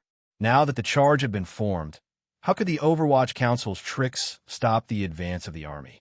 Scoundrels, he thought disdainfully. Scoundrels! Qin Hung led the army and pressed toward the long street. With a stern expression, he looked at the street that had suddenly recovered its silence. He thought with slight mockery that the Overwatch Council still could not see the light of day. Right at this moment, a signal suddenly rang out on the long street that had regained its peace after the signal arrow. This signal only had one word. Ho! This ho was very simple. It was clean and tidy, but contained boundless killing intent. Qin Heng's pupils constricted slightly. He raised his eyebrows. The rebel soldiers pulled back their bows. Countless arrows shot out, piercing toward the place where the order had come from. Thud, thud, thud. Like rain hitting a city, the wooden building was immediately pierced with countless holes. The long arrows pierced through the wind. There was only a faint, muffled grunt. The Overwatch Council official who had given the order had died. Immediately after, there was only the sound of horse hooves, the muffled sounds of killing, and the sound of arrows piercing through the air. The order rang out again, ho! Qin Heng's expression became gloomy. He held onto the reins and ran on the street. He didn't know what the Overwatch Council's ho meant. He could have chosen to split his forces and go around this section of the street where the Overwatch Council was heavily ambushed. He could have chosen a more reliable method. However, military orders were like a mountain.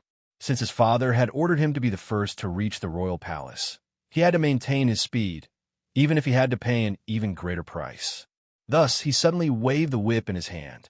The thousands of rebel soldiers on the street shouted in unison, "Kill!"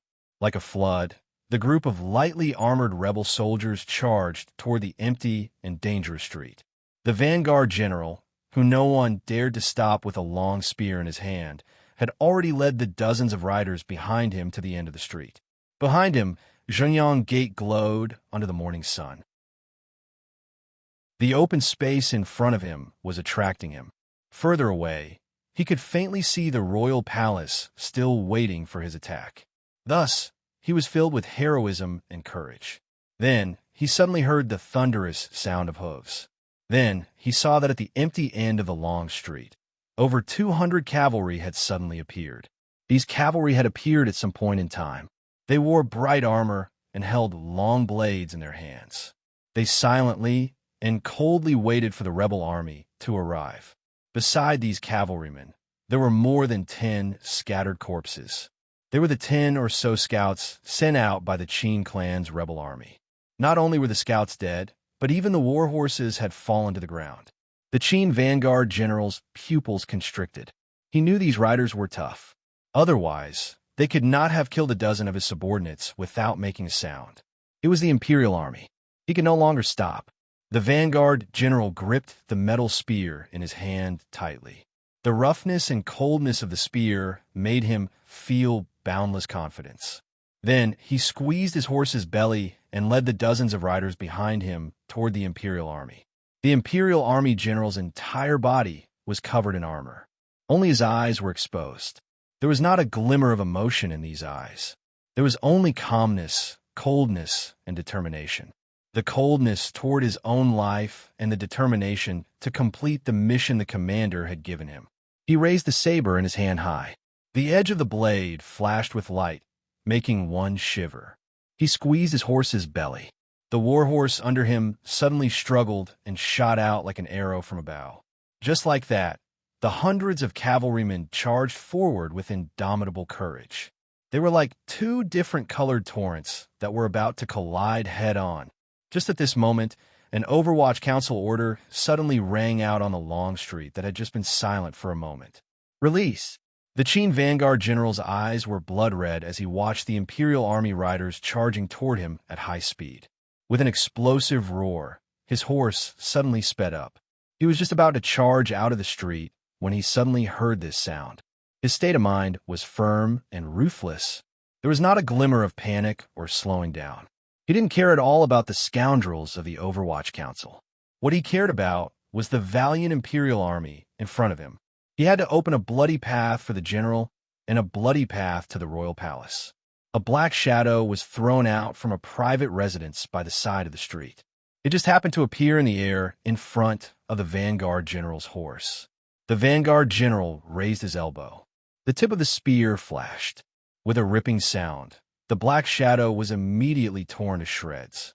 Cloth flew wildly. The powder inside was swept into the air. Some of it landed on the vanguard general's body, but most of it landed on his horse. He held his breath. His eyes were blood-red. He knew that the Overwatch Council's use of poison was powerful, but he was not afraid. As long as the poison did not enter his heart for a moment, he would be able to force back the approaching Imperial Army. However, he was worried about his horse. Stealing his heart, he struck the back of the spear viciously against the horse's rump. The horse was startled and sped up again. A series of springs rang out. On the street that had been calm for a long time, the crossbow bolts came again. The Qin vanguard general huffed coldly and swung his spear to protect his vitals and the head of his horse. A gust of wind swept out. Countless crossbow bolts fell to the ground. Occasionally, a few bolts hit his armor. With a crisp clang, they fell powerlessly to the ground. This vanguard general abruptly discovered that among the rain of crossbow bolts, there were a few smears of unlucky red. Red? Fire? With a swish, 3 crossbow bolts landed separately on the vanguard general's heavy armor and the head of his horse. The crossbow bolts had fire cotton tied to them and were burning with tiny flames. In the red morning sun, they were not obvious, but they were particularly fatal. The moment the flames touched the powder on the heavy armor, they began to burn with a whoosh. From the horse's head to the heavy armor and then to the helmet, wherever it touched the powder, the flames immediately spread. In the blink of an eye, the fire burned fiercely and enveloped the vanguard general in flames. Asterisk chi. Asterisk a terrible roar came from the flames. At this time, the vanguard was still maintaining his charging posture, but he had already become a burning torch. He roared in terror and threw away the spear in his hand, trying to put out the fire on his body.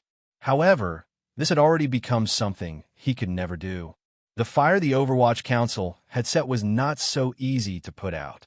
He knew he was done for. His heart was filled with incomparable terror. The horse was in great pain and let loose a wild gallop. Shrouded in flames, the rider and horse charged terrifyingly to the front of the Imperial Army's front line. The general of the Imperial Army looked coldly and mockingly at the man on fire charging toward him. As the two riders passed each other, he swung his long knife with a flash. The knife came out without a sound. It passed through the fire and chopped off the head of the vanguard general. With a crack, the head broke off. Tied by the neck armor, it burned in the flames. The flaming horse let out a mournful cry as it charged blindly. Carrying its headless master, it crashed head first into an alley wall on the side of the street. With an extremely heavy muffled sound, both the horse and the master fell to the ground, neighing miserably. No one looked at them. There were only 200 or so riders of the Imperial Army. At this moment, they maintained a very high speed. They stepped over the bodies of the vanguard soldiers that had been shot into beehives and burned into charcoal. They charged toward the center of the army, where Qin Hung was. Qin Hung didn't know what kind of shameless and sinister murder his most valued vanguard had suffered. After hearing the Overwatch Council's second call for an order, he had already ordered his army to begin pressing toward the two sides of Chong Street, because the Overwatch Council's second attack had already begun. After a long silence and the two cold calls for an order, the rain of crossbow bolts fired toward the rebel soldiers became even more intense. Most of them were aimed at the center of the military flag, particularly where Qin Heng's personal camp was. It's a repeating crossbow. Finally, a rebel soldier cried out timidly. Amidst the howling of crossbow bolts breaking through the wind, this cry was particularly heart-shaking. Do. A series of densely packed strikes rang out. The first arrow was blocked, but what about the second and third? A dozen personal soldiers bravely stood in front of Qin Heng's horse. They only had elbow shields in their hands. It was not enough to block such a dense and fast crossbow bolt. They used their bodies and the large bodies of their war horses to act as meat shields for Qin Heng. On Chong Street, people and horses were thrown off their feet. Tragic cries rang out repeatedly. Countless rebel soldiers had crossbow bolts stuck into their faces. Fresh blood and sweat mixed together. Everywhere, there were cries for help. In just an instant, most of the soldiers around Qin Heng had died. Qin Heng knew that the Overwatch Council's target was him. His face was covered in blood and dirt. His expression appeared particularly sinister amidst the blood and dirt. It was not until this moment that he finally confirmed that Fan Xian had the Overwatch Council lie in ambush at Xinjiang Gate, not just to block and stall for time. He was prepared to put his life on the line, to keep his life here. Although he didn't know why Fan Xian valued his life so much, he was stern and fearless. He only looked at the initially calm Chong Street. which was now filled with the sound of crossbow bolts, and his subordinates bravely and helplessly fighting against the poisonous powder and hidden crossbow bolts. A vein appeared on his temple. A wave of anger filled his chest. These scoundrels only knew how to use such unorthodox methods. Did they dare to delude themselves into trapping him? He pulled out the long sword at his waist and squeezed his horse's belly. The horse leaped like a dragon and leaped out amidst the crossbow bolts.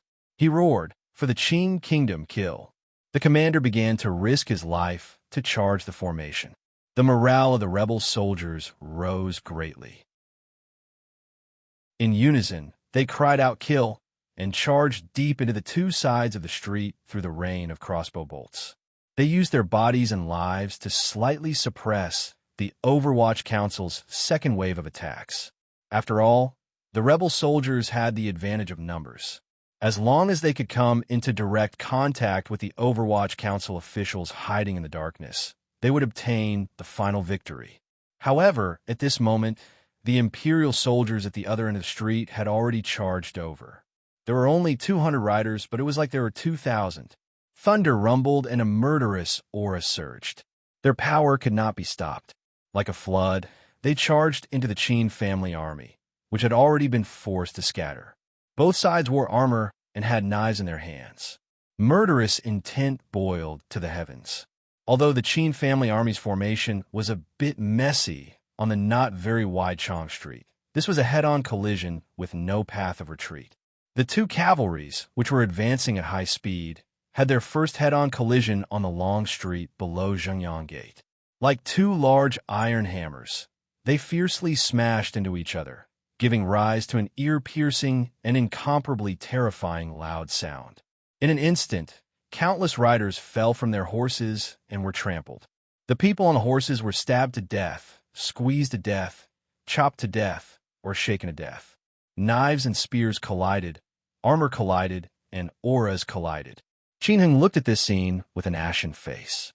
He wondered how many people Fan Xian and the Great Prince had to have so many people lying in ambush below Zhengyang Gate. "I've smashed all the soldiers that can move inside Zhengyang Gate."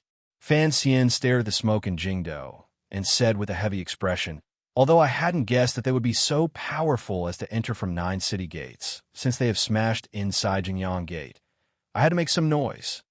The Great Prince glanced at him and then at the gradually approaching rebel army flags in the Jingdo streets. He couldn't help his pupils constricting slightly.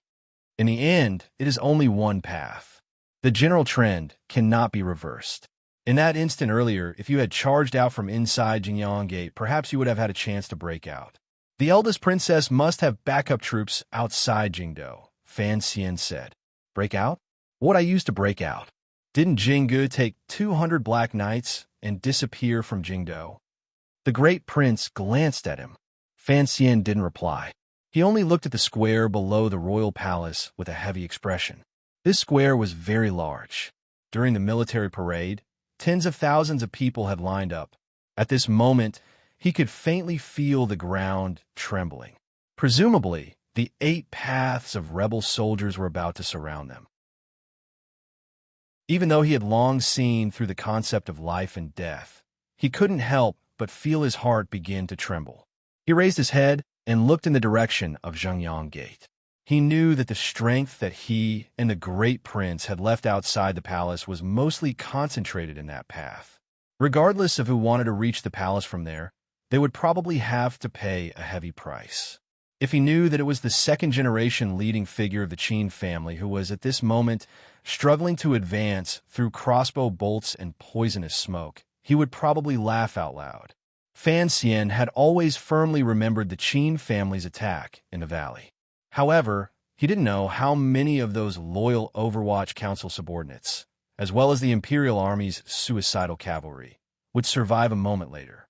Just as the great prince had said, a mere city gate was not enough to change the general trend. At the foot of the royal palace, a rider appeared at the corner of the street at the edge of the square. At this moment, the Imperial Army had all gathered into the palace. The square outside the palace gates was completely empty. Thus, the rider's appearance was very abrupt. It was as if a discordant black had suddenly appeared in the empty space. Amidst the clattering of horse hooves, the rider did not stop to rest. From the edge of the square, he charged straight to the center of the square and came to the front of the royal palace. Behind this cavalryman, a second cavalryman appeared, a third cavalryman, a 10th cavalryman, a 100th cavalryman, a 1,000th cavalryman. 8 of the Qin and Yi families' armies, after sweeping away any resistance along the way, finally arrived in front of the imperial city like a dark cloud pressing down on the city. The densely packed rebel soldiers silently and coldly surrounded the entire royal palace. The murderous aura seeping through the silence, and the steady aura made the hearts of the imperial soldiers on the palace walls tremble for no reason. Fan Xian and the great prince finally stopped chatting to hide the nervousness in their hearts. They silently watched everything in front of them. A moment later, a flag fluttering in the morning wind appeared in everyone's field of view. This flag came from the corner of the square on the long street. A large Qin character was revealed on it. Another rider came swiftly from the other side of the palace walls. In his hand was a large flag with the Yi character written on it. The last thing that appeared was a bright yellow flag. There was not a single word on it. There was only a dragon soaring through the clouds embroidered with golden thread. Its golden claws shattered the auspicious clouds as it stepped through the air. Even the dragon flag has been openly displayed. Fan Xian was silent for a long time before he finally spoke. The Qin and Yi family armies were too powerful. Although he was a 9th-level ace and had an incomparably firm temperament, he still couldn't help but feel his scalp tingle when faced with the densely packed army. "Are you afraid?" The great prince looked at him expressionlessly. "Anything will appear terrifying when there are too many of them. Ants are like this, mice are like this, cockroaches are like this, much less people." Fan Xian summoned a subordinate and said a few words. The 3 large flags moved slowly. Under the burning gazes of the rebel soldiers around the square and the slightly fearful gazes of the imperial army guards, they came to the front of the royal palace. They came behind the first rider to enter the square and fluttered in the wind. "You've been stubbornly refusing to break through. I always thought you still had some trump card up your sleeve," the great prince said slowly as he looked at the riders and flags in front of the royal palace with narrowed eyes. "My trump card is long gone," Fan Xian said without changing his expression. Fan Xian's expression did not change as he said, "But I always thought that those old fellows wouldn't just leave us to die. I always thought that since the rebel army had already entered the city, they would jump out and pretend to be super scions. Unfortunately, it seems that I guessed wrong. We're scions." The great prince twitched the corner of his mouth. "I'm also very confused. Has Director Chen really been poisoned?" Fan Xian looked at the mountainous army in front of the royal palace and suddenly took a deep breath. Slapping the bricks of the royal palace, he said, "Even if it's the 2 of us, so what?" The great prince looked at him deeply and said, "I don't want to die with you."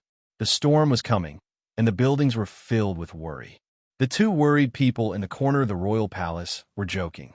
The surrounding imperial army soldiers secretly watched this scene and listened to the Duke and Commander's hearty laughter.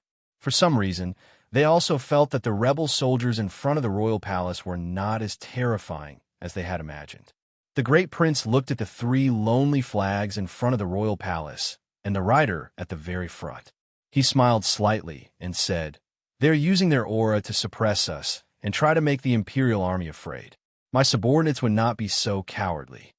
Why do we throw all the cards in our hands at Xingyang Gate?" Fan Xian narrowed his eyes and looked at the 4 riders standing in front of the royal palace. "It was to kill the enemy's spirit and raise the morale of our army. Then, how could we allow these 4 riders to stand so arrogantly in front of the royal palace as a demonstration? According to military tradition, the first rider to arrive will receive unparalleled glory." Fan Xian stared at the rider like a black dot. A moment later, he suddenly said, "Then, let him lose his glory." The great prince furrowed his brows. As the commander of the Western Expedition Army, he had a natural respect for the Qing Kingdom's military tradition. Although he greatly disliked the riders silently showing off their strength in front of the royal palace, He had never thought of doing anything. Furthermore, they were standing in a good position. It would be difficult for arrows to reach them. Fan Xian said resolutely and decisively, "I am not a soldier. I also don't understand glory. I only know that this is a matter of life and death. To still stand in front of me at this time." That is, before he finished his sentence, his hand had already swung down. The city guarding crossbow in the corner of the royal palace that had been silent for countless years suddenly let out a wretched cry. It was as if it wanted to wake up all the resentful spirits that had once died in the royal palace. Click! After the loud sound of a spring, a crossbow bolt as thick as a child's arm left the crossbow mechanism like lightning and shot out along a preset trajectory. The riders and banners, standing alone in front of the royal palace, were lonely but arrogant. They looked coldly and disdainfully at the imperial soldiers on the palace walls, conveying a powerful intimidation and pressure. All of this was broken by the sound of the crossbow. The first rider to enter the boundaries of the royal palace didn't even have time to raise his head before the massive crossbow bolt pierced through his body and into the body of his warhorse. Accompanied by a large spray of blood, the man and horse were ruthlessly nailed to the stone tiles of the square. Chapter 564. The arrow of the city guarding crossbow was like a short spear. It pierced through the flesh and blood of man and horse, piercing deeply into the cracks between the stone tiles of the square. The fine iron arrow, as thick as a child's arm, trembled endlessly and made a buzzing sound. It brought the blood of the rider's body under the arrow with it. Many people were unable to react, including the rebel army and the imperial guards on the palace walls. Tens of thousands of people stared dumbly at this scene, not daring to believe their eyes. Such a huge crossbow bolt had pierced through the cavalry's body. It was more like an iron rod from the heavens, ruthlessly smashing down from beyond the clouds. A death-like silence and an icy fear spread through the square. On the rider's body that had fallen gloriously, the three banner-holding officers also did not react. They looked stupidly at the rider in front of them who had become bloody foam and the internal organs that had been squeezed out of the ground. They didn't know how to react. Horses were different from humans. Even though they were war horses that had been chosen out of 10,000, when they saw this scene and felt the fear of that crossbow arrow, their biological instincts made the three horses neigh in unison. After being startled, they began to gallop to the side. A moment later, 2 military flags fluttered in the morning wind. They returned wretchedly to the rebel army's camp. The other bright yellow dragon flag fell miserably to the flat ground of the square and rolled up into a ball. It looked very unsightly. The soldier holding the flag had been startled by the city guarding crossbow. The war horse under him had also galloped in fright. For a moment, he lost his grip and dropped the dragon flag to the ground. The tens of thousands of Qing soldiers on and off the palace walls were still death-like silent. However, their gazes had moved from the bloody mud in the square to the flag. The dragon flag that represented the dignity of the Qing royal family and the Qing army's undefeatable will. This flag that seemed to always fly in front of the army and would not fall had fallen miserably to the ground. The emotions in the tens of thousands of eyes were complicated, angry, and not right. On the palace walls, Fan Xian narrowed his eyes and watched this scene. He smiled slightly at the great prince beside him and said, "The effect is good, isn't it?" The great prince did not reply. He thought to himself, the crown prince had raised troops today, yet he had even lost the dragon flag. He had truly embarrassed himself. The imperial soldiers on the palace walls suddenly exploded into cheers in unison. These cheers were, without a doubt, a ruthless whip in the faces of the tens of thousands of rebel soldiers below the palace walls. At that moment, the empty-handed cavalryman who had lost his flag had already returned to the rebel army's camp. He sat on his horse with his head lowered, trembling all over. He knew that he would face severe punishment from the military. As a flag-bearer, this was an honorable position, yet he had accidentally dropped the dragon flag to the ground. The hundreds of riders in the rebel army camp gradually parted. Crown Prince Li Changxian, dressed in bright armor, slowly walked out under the protection of a few generals. He only glanced at the rider and didn't say anything. The crown prince's gaze was very gentle, but the cavalryman felt extremely ashamed. He gritted his teeth and turned his horse around, preparing to go to the square to snatch back the dragon flag that had fallen to the ground. It did not matter even if he died. At this moment, to everyone's surprise, a general beside the crown prince spurred his horse forward and came to the side of the cavalryman. He said, "When two armies cross swords, the one who loses the flag will be beheaded." The moment the word beheaded left his mouth, the cavalryman's body trembled. He unconsciously closed his eyes, but did his best to straighten his body. Then he felt a chill on his neck. The general pulled back his knife and didn't even glance at the fallen body of the cavalryman beside him. He squeezed out a cold snort from his nose and squeezed the sides of his horse. The handsome horse beneath him shot forward like lightning. In an instant, it galloped out of the rebel army camp and headed straight for the center of the square below the palace walls. It was headed straight for the dragon flag that was curled up on the ground. Not everyone in the tens of thousands of rebel soldiers recognized this general, but they knew what he was going to do. Involuntarily, their hearts trembled and their blood surged. Tens of thousands of people roared in unison and rhythmically. Amidst the iron-blooded and awe-inspiring cries of the tens of thousands of people, the war horse beneath the general was like a flying dragon. Its four hooves seemed to rise into the air as it pierced toward the palace walls like a sharp arrow. Riding alone in the open square, under the gaze of tens of thousands of people and the piercing of crossbow bolts on the palace walls, it was very heroic. The speed of the horse was very fast. The rider's skill in controlling the horse was even more impressive. It looked like it was charging in a straight line toward the palace walls. In reality, it was following a strange path. Although it took some detours, it was full of vigor. In only a moment, it had charged to the center of the square. Until now, not a single one of the city-guarded crossbows had been fired. The Imperial soldiers and Overwatch Council soldiers beside the giant city-guarding crossbows broke out in a cold sweat. It was impossible for them to capture the path of the rebel general's advance. Even under such high speed, it seemed that he could still keenly capture the speed of fire and defensive range of the city-guarding crossbows. Fan Xian stared at this scene with narrowed eyes. He felt that in the blink of an eye, this rebel general had already charged to his feet and in front of the dragon flag. The city-guarding crossbows had just demonstrated their power once, and this rebel general had already charged over. Such vigor and courage was truly admirable. For some reason, Fan Xian suddenly thought of 13th Wang. His heart jumped slightly. He was just about to raise his hand when he used a great deal of willpower to order himself to slowly lower it. This small action did not fall into the eyes of the great prince because he was also watching the one-man show of two armies fighting for power in front of the palace walls with a stern expression. When two armies crossed swords, vigor was the most important. The flag was the power. Capturing the flag was capturing the power. The rebel general on the horse rode to where the dragon flag was. He did not slow down.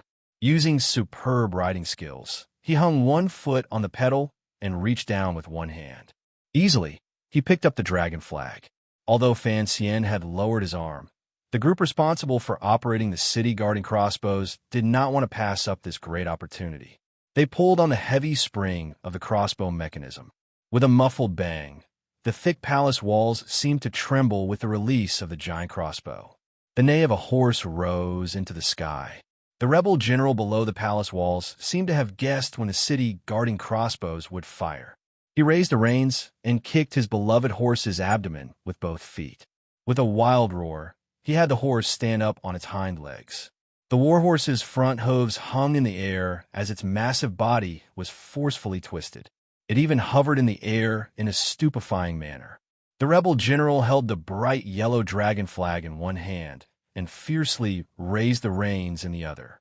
He sat diagonally on the rearing warhorse. Illuminated by the morning sun, he appeared heroic and fierce. At this moment, the giant city-guarding crossbow finally arrived in front of them and brushed past the warhorse's abdomen. It stabbed down diagonally and viciously. The iron crossbow, as thick as a child's arm, pierced into the stone slabs of the square. Shattered stones flew everywhere, but it did not even graze a hair on the rebel general's body. The rebel general twisted his left elbow and pulled in the reins again. The head of the horse, under him, turned to the left. With a neigh, its two hooves landed on the ground. All the muscles in its body relaxed and tightened. Like a wisp of smoke, it galloped directly back to the rebel army camp and back to the crown prince's side. The rebel general did not dismount. He only heavily stabbed the bright yellow dragon flag into the ground. The flagpole entered the ground but did not fall. The dragon flag once again fluttered in the morning wind and shone brilliantly. Then, he turned his horse's head and was silent as he looked at the two black dots on the palace walls. In just a few breaths, this rebel general had done what most people could not do. From the moment he leaped out of the camp, tens of thousands of rebel soldiers began to cheer. As he took back the dragon flag and galloped back to the camp, tens of thousands of people's mountainous cheers grew louder and louder. When this rebel general stabbed the dragon flag back into the ground and the flag fluttered in the wind, the cheers of the rebel soldiers finally reached a climax. Impressive. Fan Xian gently wiped away the cold sweat on his palms. At this moment, he expressed an opinion that he should not have expressed as one of the commanders. There are indeed countless fierce generals in the Qing army. No wonder no one can defeat them unhindered under heaven. Fan Xian smiled slightly and said, "It's Gong Dian. He has been the deputy commander of the Imperial Army for so many years. His understanding of the city-guarding crossbow is much better than yours or mine. Furthermore, he is an 8th-level ace. Given his noble status as a general, he bravely risked his life to take back the flag. Such courage is truly admirable." The great prince furrowed his brows slightly and said, "So it's him? No wonder, no wonder. General Gong has been herding horses on the borders of Dingzhou since he was young. His riding skills came from the Hu people, and he is known as the best in the army." This was not the first time Fan Xian had heard of Gong Dian's background. He looked calmly at the rebel army's camp and found that most of the people around the crown prince were generals of the Qin family. It seemed that only Gong Dian had appeared in the Dingzhou Yi family. Gong Dian was the previous deputy commander of the Imperial Army and Minister of Guards. He had once been a trusted subordinate of the Qing emperor. However, because of the Qing emperor's suspicions toward the Yi family, he chose to use the Hanging Temple matter and chose a groundless reason to throw Gong Dian into prison. Fan Xian had been involved in the Hanging Temple matter from beginning to end and had been heavily injured once. There were many secrets inside that he still did not understand. However, he knew that because of the emperor's paranoia, he had no idea how much terrifying opposition he had brought to Jingdou. Fan Xian's heart jumped again. The eldest princess, Chun Pingping, and Lin Ruofu had both said on different occasions that the emperor did not have any major weaknesses. It was only because of his paranoia that he could be defeated. The great prince suddenly raised his head and said, "It's a draw." Fan Xian nodded. He knew what the great prince meant by a draw. The rebel army had surrounded the palace. Given the palace's defensive power, it would not be able to hold out for more than a few days. Thus, they had to use the most direct method at the very beginning to strike at the rebel army's morale. Although they did not have the extravagant hope that they would be able to take the flag and steal their morale, they could at least make it so that they would not be able to charge in one go and create a relatively slow process. That was why there was the wretched killing in front of Jingyang Gate and the first use of the city-guarding crossbows in half a century. Even if it was only aimed at one person, it had to make the rebel army's hearts tremble. However, Gong Dian's confident capture of the flag caused this momentum to turn back. Fortunately, although the rebel army was once again full of vigor, looking at the other party's formation, they should not attack immediately. The rebel army had a clear advantage. Why didn't they attack immediately? Fan Xian could calculate a few points. The royal palace had a natural advantage in defense. The city walls were tall and thick, and the crossbows were united.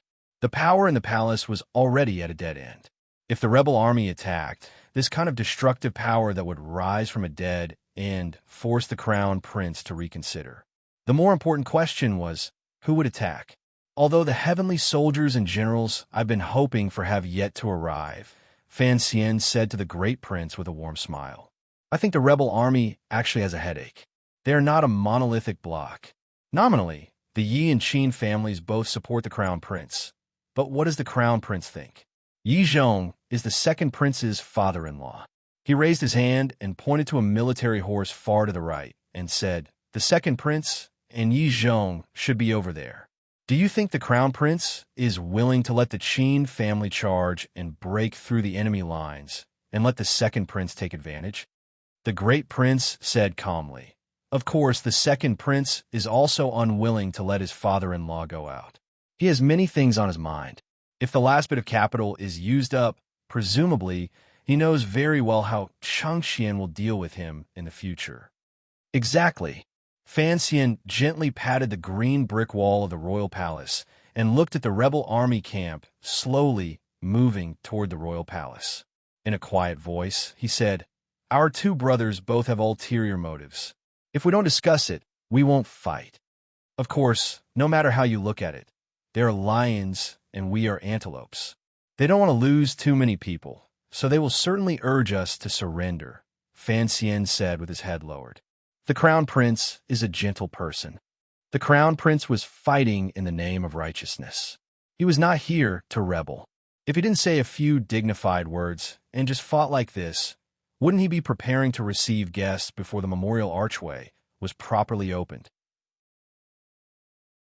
Fan Xian was certain that this was something the rebels would never do, so he quietly waited for the crown prince, Li Changxian, to speak. Tens of thousands of rebel soldiers had already gathered. Forming into a formation, they slowly pressed toward the royal palace. The black mass was like a dark cloud pressing down on the city, making one's heart palpitate. The black cloud, like rebel soldiers, stopped 2 arrows away from the royal palace. Among the sea of people, a number of people slowly rode out from the rebel army camp. It was the crown prince and the important generals beside him. Beside the crown prince were the generals of the Qin family. Gong Dian, who had shown his confident hand earlier, was 2 riders away. Fan Xian watched this scene with narrowed eyes and saw much of the content clearly. Gong Dian following the crown prince was certainly an expression of the Yi family's loyalty. However, the crown prince did not have much trust in the Yi family. To the crown prince's right was the old Qin master. This old man had once again donned his armor for battle and put on the armor he hadn't worn for a long time. His old face was filled with a murderous aura accumulated on the battlefield for countless years. His usually muddy eyes stared at the juniors on the royal palace like an eagle. There was no sign of age. Given the old Qin master's position and authority in the Qin palace, he was, without question, the core leader of the rebel army. The Empress Dowager trusted him, and the crown prince also trusted him. He had also given the Empress Dowager and the crown prince sufficient support. However, a few strands of white hair seeped out from the armor.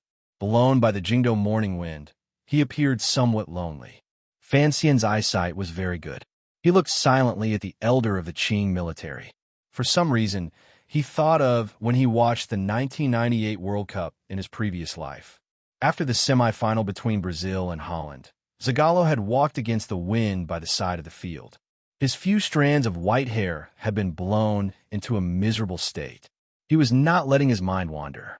He was just unconsciously remembering that scene.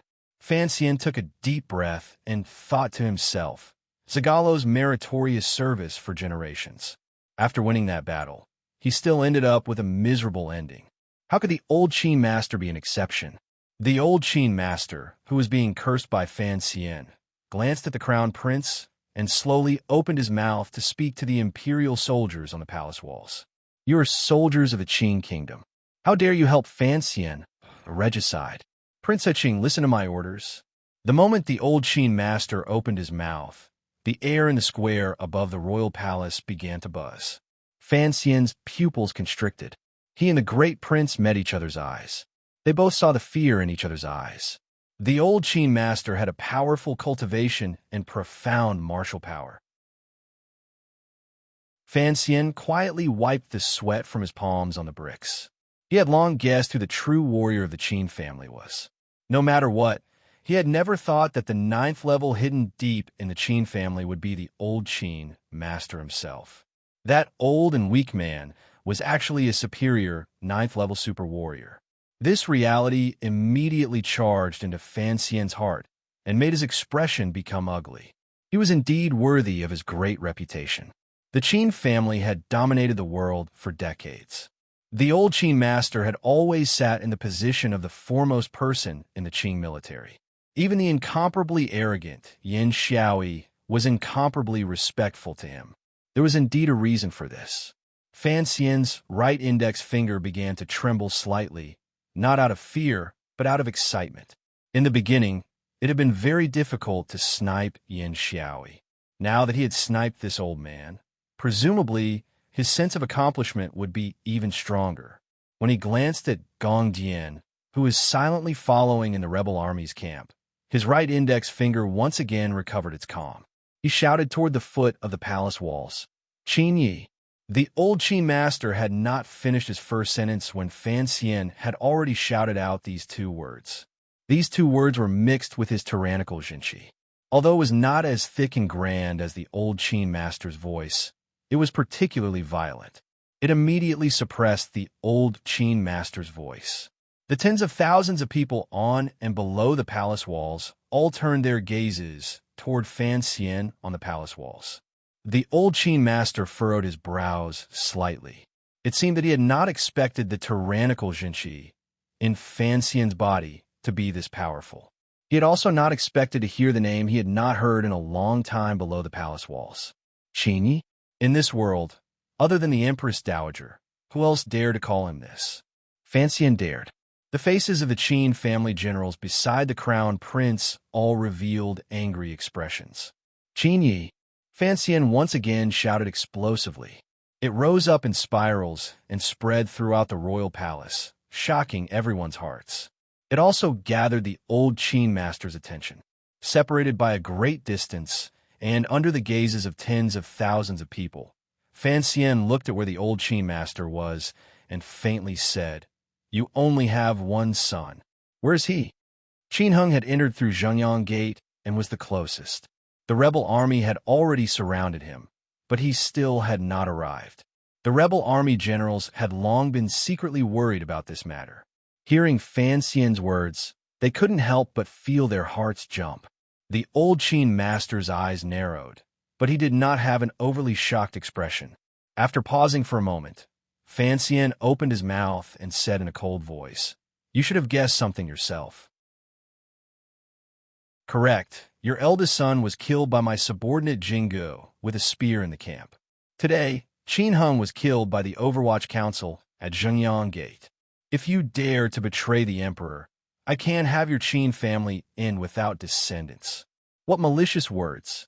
What a thorn that pierced straight into one's heart. In an instant, the battlefield once again sank into a suffocating silence. The great prince glanced at him and said in a low voice, "It doesn't seem to be a good choice for you to make the old man mad right now." Fan Xian's gaze was level as he stared at where Crown Prince Li Chengxian was. Faintly, he said, "I just want to see if there will be any more problems between the old man and the Crown Prince when he is mad." The development of the situation did not continue according to Fan Xian's plan. After the old Qin master heard Fan Xian's malicious words, he only slowly lowered his head and then slowly raised it again. His old face, wrapped in armor, was completely indifferent. There was not a trace of change in emotion. "Fan Xian, let me thank you first for helping me resolve a question I've had for many years," the old Qin master said slowly. Old Master Qin said slowly, his voice spreading in all directions. "My eldest son was killed in the camp. That murderer should have died in prison. Later, when I checked the files, it was the same. But I never found the murderer's body. Now I know that it was taken away by that old black dog." The military elder slowly said, "I will leave your body intact. As for Chen Pingping, I will have him suffer 1,000 cuts. As for Qin Hung, I have always had confidence in this child. Even if you could stop him for a moment at Zhengyang Gate, how could you do anything to him? The old Qin master said coldly. Even if he dies, so what? It is hard for a general to not die in battle. If he dies to your schemes, then he dies honorably. Die without descendants? I haven't even been afraid of that demoness of yours. Do you think you can anger this old man with just a few words? Old Master Qin looked at the younger generation on top of the city wall with a mocking gaze and said word by word, "The old man has already gone mad. Let's see how long he can pretend for. When one is old and about to die, this kind of nonsense is especially abundant." Just like the old Qin master, Fan Xian finally learned a secret he had guessed for a long time. He sighed in his heart and turned his gaze slightly. Looking sincerely at the crown prince beside the old Qin master, he spoke before the crown prince could open his mouth and with sincerity. "Cheng Xian, surrender," sincerely saying, "Everyone, please give me your monthly tickets." Chapter 565. Cheng Xian, just surrender. Fan Xian's warm and gentle words made the tens of thousands of people inside and outside the royal palace dumbfounded at the same time. They felt it was incomparably absurd. The rebel army had surrounded the city. The people in the palace couldn't escape even if they wanted to. Sir Fan Jr. was shamelessly speaking on top of the palace walls at this moment to urge them to surrender. Crown Prince Li Chengxian, dressed in martial attire, sat on his horse. He sucked in a cold breath and thought to himself that Nji's skin was indeed becoming thicker and thicker to be able to say such things. Furthermore, he had said it so naturally. If someone who didn't know the situation had heard this, they would probably think that he, Li Chengxian, was the pitiful person being chased like a rabbit and not Fan Xian. In just one night, Fan Xian had changed from a court criminal to a so-called regent. He had shaken off his life of exile and broken into the royal palace. He had almost captured the crown prince in one move and successfully reversed the situation. Immediately after, in the early hours of the morning, the crown prince had luckily escaped. The army entered the city and instead surrounded Fan Xian in the palace. The so-called changing of the royal flag on top of the palace walls probably referred to the story of what had happened that night. The story had always been absurd. What was the point of Fan Xian saying such absurd words? Li Chengxian raised his head to look at his two brothers on top of the palace walls. After smiling bitterly, he shook his head and thought self-mockingly that after the old Qin master had spoken, he should have been the one to sincerely urge his brother to surrender. Unexpectedly, Fan Xian had rushed to say such words and stuff his own words in his mouth. Fan Xian was indeed sinister to the extreme. The sound of messy horse hooves rang out from the square to the right.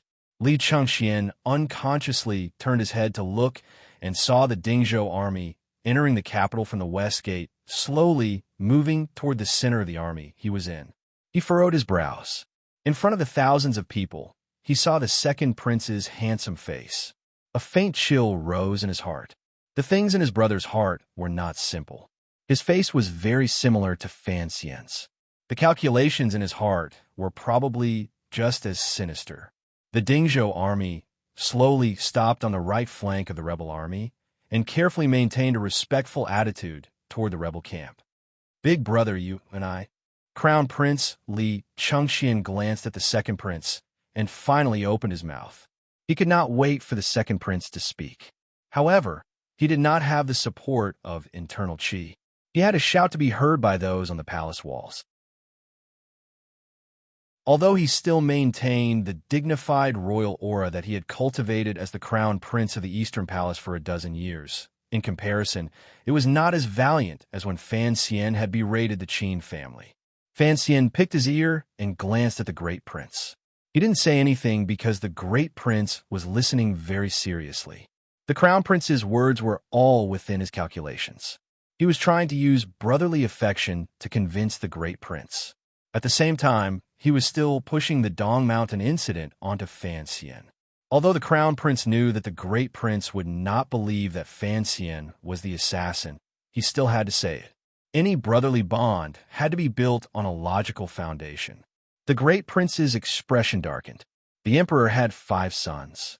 If one did not count Fan Xian, who had grown up in Danzhou, and the third prince, who was the last to be born, The crown prince and the second prince could be said to have grown up together. Although the crown prince's status was respected, the three brothers had a good relationship, particularly before the emperor showed favor to the second prince. The interactions between the three princes were more valuable than the bloody plots and stories in history books. Everyone had thought, but no one wanted to imagine, that one day these three brothers who had grown up together would meet with swords and weapons. The second prince, who had remained silent since the rebel army surrounded the palace, also opened his mouth. He gently used the heel of his boot to tap the horse beneath him and allowed the horse to take him 10 feet out of the rebel army ranks. Gazing at the palace walls, he followed the crown prince's words and began to speak sincerely to the great prince. It had to be said that the second prince did indeed have a way of winning people's hearts. He did not mention the matter of the great prince surrendering. He only used the friendship of the past to describe his displeasure at the great prince helping Fan Xian in an angry tone. He also faintly mentioned that the Qing emperor's attitude toward the great prince was not like that of a father toward his son. Fan Xian glanced at the great prince and found that beside him, the great prince's expression was growing darker and darker. He was not worried that the great prince would fall under the pressure of the situation and the crown prince and second prince's familial attacks. When he analyzed something, he would always start from a person's personality. He knew that the great prince's personality was like a raging fire. He turned to look at the still shouting second prince and furrowed his brows slightly. He recognized the general beside the second prince as Yi Zhong. 30 years ago, Yi Zhong was already the commander of the Jingdou garrison. Now, he was in his 50s, but he did not look old at all. Furthermore, he did not have the imposing aura of other famous Qing generals. His figure was a little short and a little fat. However, Fan Xian would not underestimate him because he knew that he was a 9th-level ace who had long made a name for himself. Yi Liuyun's closest nephew, who had once fought with his terrifying mother, was not a simple person. Furthermore, a person who could become the commander of the Jingdou garrison at the age of 20 could not be described as simple. Fan Xian's brows furrowed deeper and deeper, but his eyes grew brighter and brighter. They were as bright as a star that refused to retreat under the light of the rising sun. The great prince suddenly yelled loudly at the rebel soldiers below the palace walls. "Enough!" The second prince smiled helplessly and stopped talking. The great prince said in a severe voice, "What time is this? You still don't forget to frame Fan Xian.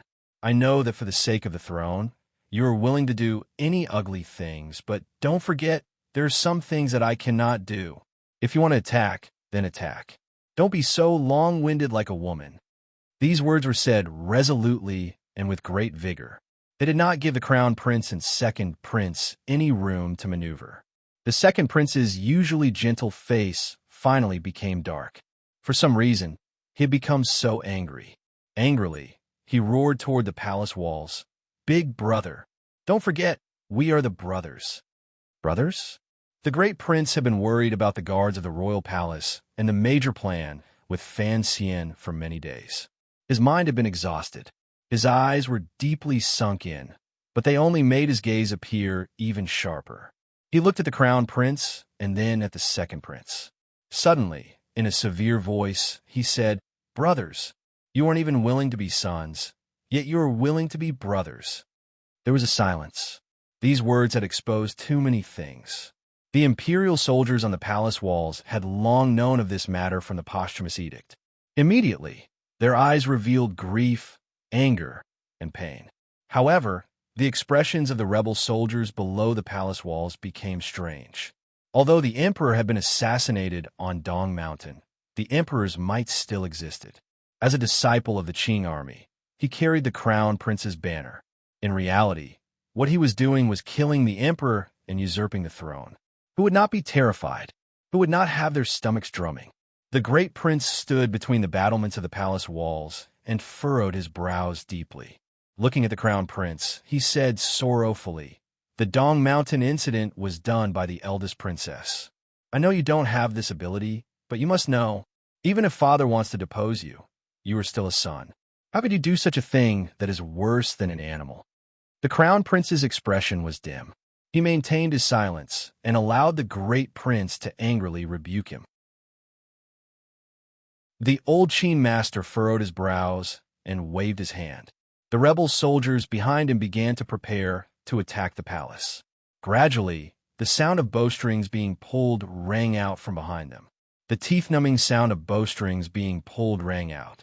As the three princes fiercely discussed the dark secrets of the royal family and were angry with each other, no one noticed that Fan Xian had already left the top of the palace walls by himself.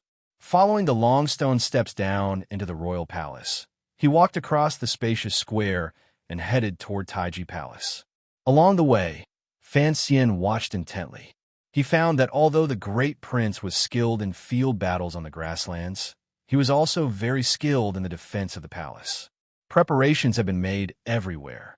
Beside the entrance of the stone steps, he had even taken down 2 corner towers of the royal palace and prepared stone and heavy wood. It looked like he was preparing to attack the palace later. At the side of the 3 palace gates below the imperial city, there were already some grotesquely shaped stones that even had moss on them. Fan Xian narrowed his eyes and wondered if the fake mountains in the palace had also been taken down by the eldest prince. Just as he was thinking this, a group came in front of him. Under the escort of a few imperial soldiers, 100 or so tired-looking eunuchs were using carts to push the moss-covered stones.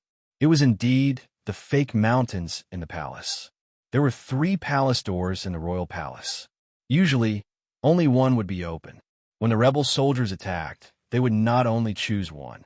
Fan Xian knew that the great prince was preparing to use the fake mountains and stones to firmly block these 3 palace doors. This work had probably been prepared since before dawn. Blocking the rebel soldiers outside the palace and trapping himself inside the palace was what was called defending to the death. Fan Xian sighed. He knew that the eldest prince had already made up his mind to die. Compared to the spacious royal palace, there were not many imperial soldiers. Compared to the spacious royal palace, they were sparse. There was not much confidence. Fan Xian sighed again. He knew that the 1,000-odd imperial soldiers had already been moved to the palace square, where the eunuchs and serving girls lived. First, it was to suppress the restless factor in the palace. Second, it was because in the entire royal palace, that was the easiest place to break through. Entering Taiji Palace, he saw the worried officials, the heavy-faced Lady Ning and Yi Guipin, and the restless third prince. Fan Xian sighed 3 times in his heart. He bowed to the scholars Hu and Shu, but he piled a smile on his face and said to the third prince, Qingping, the battle is about to start. Do you feel excited? The third prince, Li Changping, was after all a child. After learning that the royal palace was surrounded, he had begun to feel afraid. Although he forcefully suppressed it on his face, after hearing Fan Xian's words, he couldn't resist flattening his mouth. Amidst the fear, there was still a smile from Fan Xian's teasing. It appeared very comical. Fan Xian turned and bowed to the pale-faced Empress Dowager.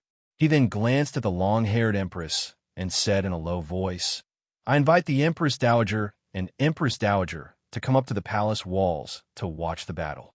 Since ancient times, rebellion had to be carried out.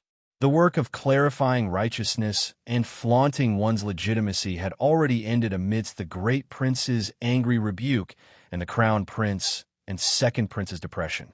The rebel soldiers at the foot of the palace walls were already closing in, particularly the thousands of archers in the rear barracks. They had begun to prepare to shoot in unison. There were only 1,000 imperial soldiers on the top of the palace walls. After this rain of arrows, there would probably be many casualties. The great prince's hand pressed against his sword and walked silently on the top of the palace walls. Occasionally, he gave a few orders, ordering the soldiers to prepare to welcome the rebel army's attack. This was the first time the Qing royal palace had been baptized by a rain of arrows. No one knew what kind of bloody rain and foul wind they could withstand after the rain of arrows. Because they had not planned to defend the royal palace and did not control the city guards, the imperial soldiers' defense was already at a disadvantage. They did not have enough bows and arrows in their hands. They could only rely on the 4 city-guarding crossbows at the 4 corners of the palace walls. However, there were tens of thousands of rebel soldiers. Even if these 4 crossbows were cannons used to kill mosquitoes, how many could they kill? Get ready! The great prince's hand gripped his sword tightly as he stared at the black mass of rebel soldiers below the palace walls. Hearing the endless sounds of bowstrings being pulled taut, his heart involuntarily tightened. Thousands of archers drew their bows at the same time. The heart-shaking, creaking sound seemed to pierce through everyone's eardrums on the palace walls and shake through everyone's mind. The imperial soldiers on the palace walls had already hidden behind the arrow mounds. Soldiers holding shields were also waiting behind the great prince. A great battle was about to break out at any moment. Everyone was waiting for the moment the sky, full of arrows, whistled through the air. However, Fan Xian did not let all of this happen. He had no interest in admiring the sight of the siege. He also did not show off until the imperial soldiers had suffered heavy losses and then bring out his good or bad hand. A flurry of hurried footsteps came from the stone steps. Following the footsteps was Fan Xian and the dozens of panting old officials behind him. There were also a number of women half supported and half held by eunuchs. These women were originally the most honorable women in the world. Now, they had become the most lowly and humiliating. Fan Xian held the 3rd prince's hand with one hand and walked behind the great prince. Narrowing his eyes, he looked at the rebel army camp below the palace walls that was about to shoot. He couldn't help but feel shocked. With so many arrows shooting over, how could the royal palace be defended? He circulated his jinshi and shouted loudly to the rebel soldiers below the palace walls. Changxian, 2nd prince, quickly stop. Hearing this, the crown prince and 2nd prince raised their heads and looked toward the palace walls. They then saw a scene that made their hearts tremble. Mother, Empress Dowager. Looking at the women who had suddenly appeared on the palace walls, the crown prince and 2nd prince couldn't help but cry out in surprise. Even the old Qin master and Yi Zhong couldn't help but furrow their brows. Then, they heard Fan Xian yell at them from beside the women, "Don't fight in a hurry. I brought your mother, grandmother, and brother to see you." Hearing these words, many people had the urge to vomit blood. No one would have thought that Fan Xian, who was renowned as an immortal poet and had displayed his dark power as the commissioner of the Overwatch Council, would say such shameless words. However, only Fan Xian knew that after experiencing the life and death experience on the meadow, his life had finally undergone a welcome change. He had shaken off the dark air accumulated from 2 lives and was gradually coming closer. Gradually, he was going to merge with the little boy on the rooftop in Danzhou who had yelled for it to rain to collect his clothes. Such a Fan Xian was a cute Fan Xian, a disgusting Fan Xian, a shameless Fan Xian, and a terrifying Fan Xian. No matter how shrewd the crown prince and 2nd prince were, seeing this frightening scene, they couldn't help but become angry. The 2nd prince scolded in a stern voice, "Fan Xian, you're shameless." Fan Xian glared back at him and scolded, "You just realized?"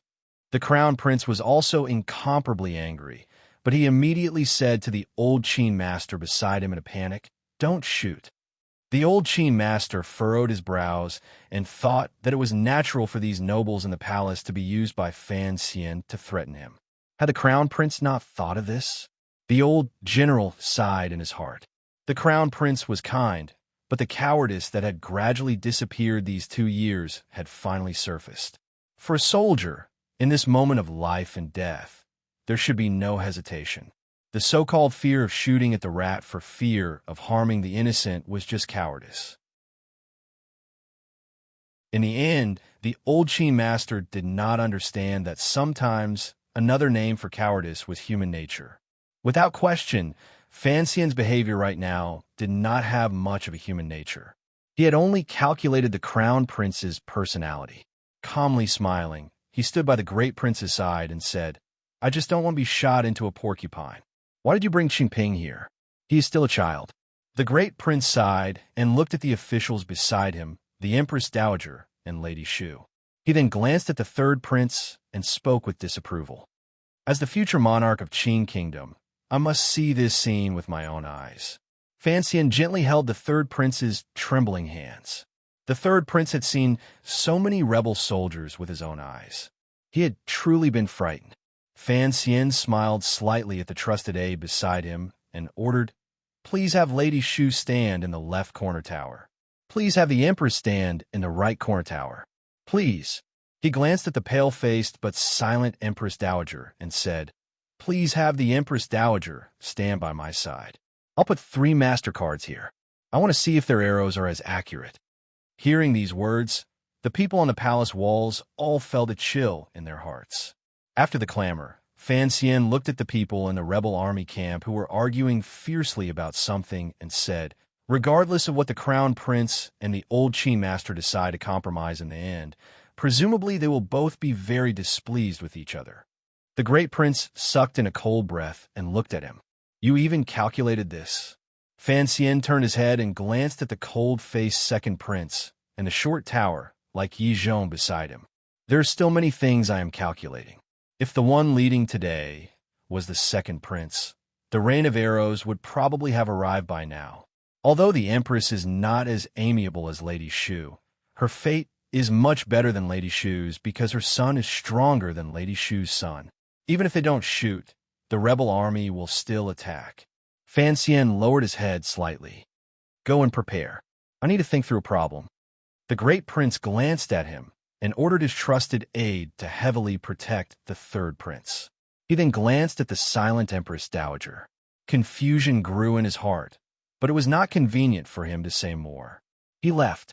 Fan Xian let go of the third prince's hand and held the Empress Dowager's old and slightly stiff hand. He took a few steps to the left, like a filial grandson holding his grandmother. He allowed the Empress Dowager, dressed in a bright yellow phoenix robe, to appear on top of the palace walls. She was like a bright lamp hanging high in the morning sky, reflected in the eyes of all the rebel soldiers. The archers of the rebel army unconsciously loosened their bowstrings. Although the orders from their superiors had not yet come, their arms were already beginning to ache. Furthermore, everyone had guessed who the old woman in phoenix robe was. She was the emperor's mother, the crown prince's grandmother, and the only remaining elder of the Qing royal family. Even talking about such a noble figure was a blasphemy, much less pointing an arrow at her. If they accidentally injured the Empress Dowager, who would bear the consequences? As long as it was a Qing citizen, no one wanted the Empress Dowager to suffer any harm. Thus, when Fan Xian brought the Empress Dowager onto the palace walls, the great prince's mood was awkward. After the scholars Shu and who did not listen to their advice, they could only sigh. Those who knew the details of the palace rebellion last night all knew that Fan Xian never used the most sinister methods to deal with the noblest of people. The sword mark on the Empress Dowager's neck was the most powerful evidence. Fan Xian gently helped the Empress Dowager tidy the high collar of her phoenix robe and carefully pulled out a strand of hair. Evenly, he said, "As expected, Empress Dowager still has to wear formal attire. Only then will it have sufficient intimidation power. It was not in vain that I wasted my time ordering those old nannies to dress you up." The Empress Dowager suddenly turned her head. Boundless hatred abruptly appeared in her old and tired eyes. It was as if she wanted to swallow Fan Xian. Fan Xian didn't even look at her gaze. By her ear, he quietly said, "I also know that it is very painful not being able to speak. Taking my medicine is also very painful. Think about it. Your Li family deserves this kind of retribution. I am punishing you on behalf of my mother. We have our own club on the front page of the website, the Qingyu Year Cat Fan. If everyone is interested, you can go in and take a look. There are many interesting comments and tidbits. I personally liked the chapter today. If you also liked it, please give me a monthly reward. There are too many strong books this month. The pressure of getting a reward is too great. P.S. I have some personal matters to take care of in the next 2 days, so I will write less. I sincerely wish everyone a happy weekend."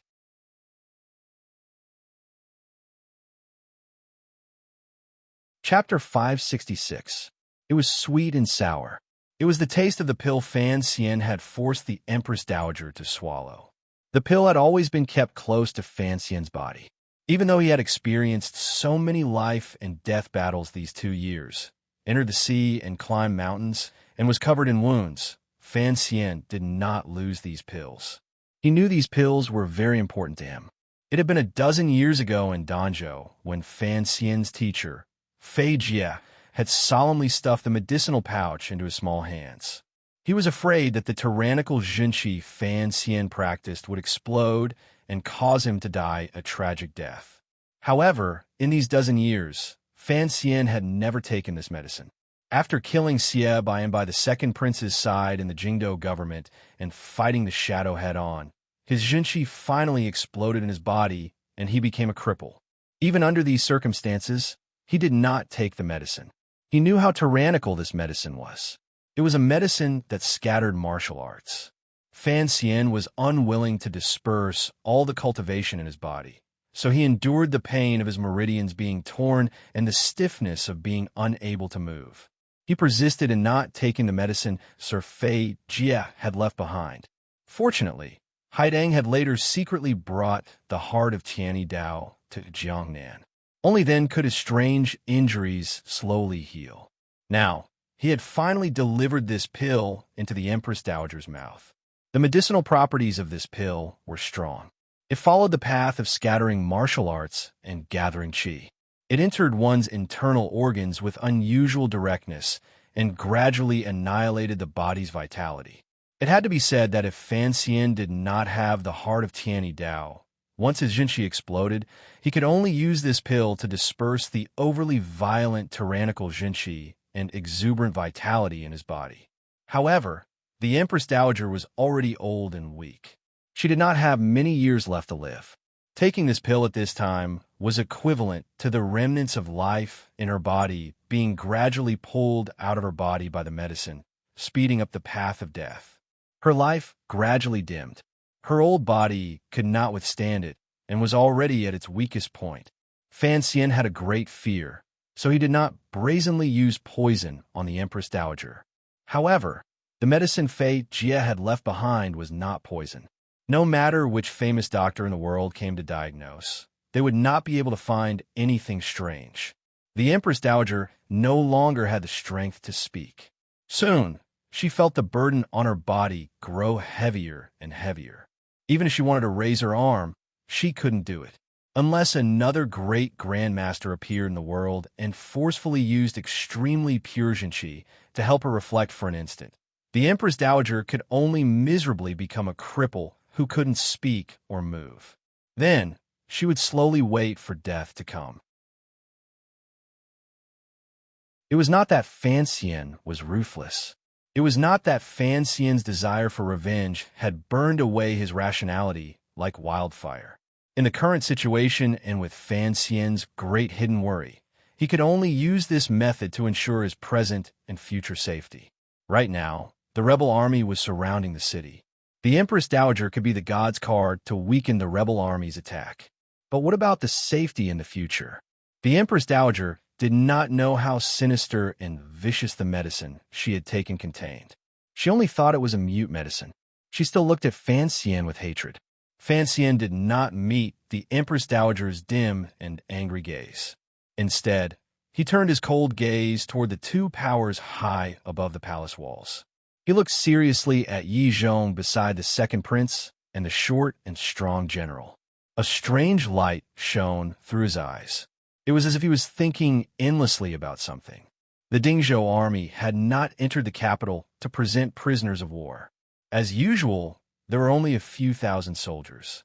However, Yi Zhong and the second prince had led tens of thousands of people into Jingdou.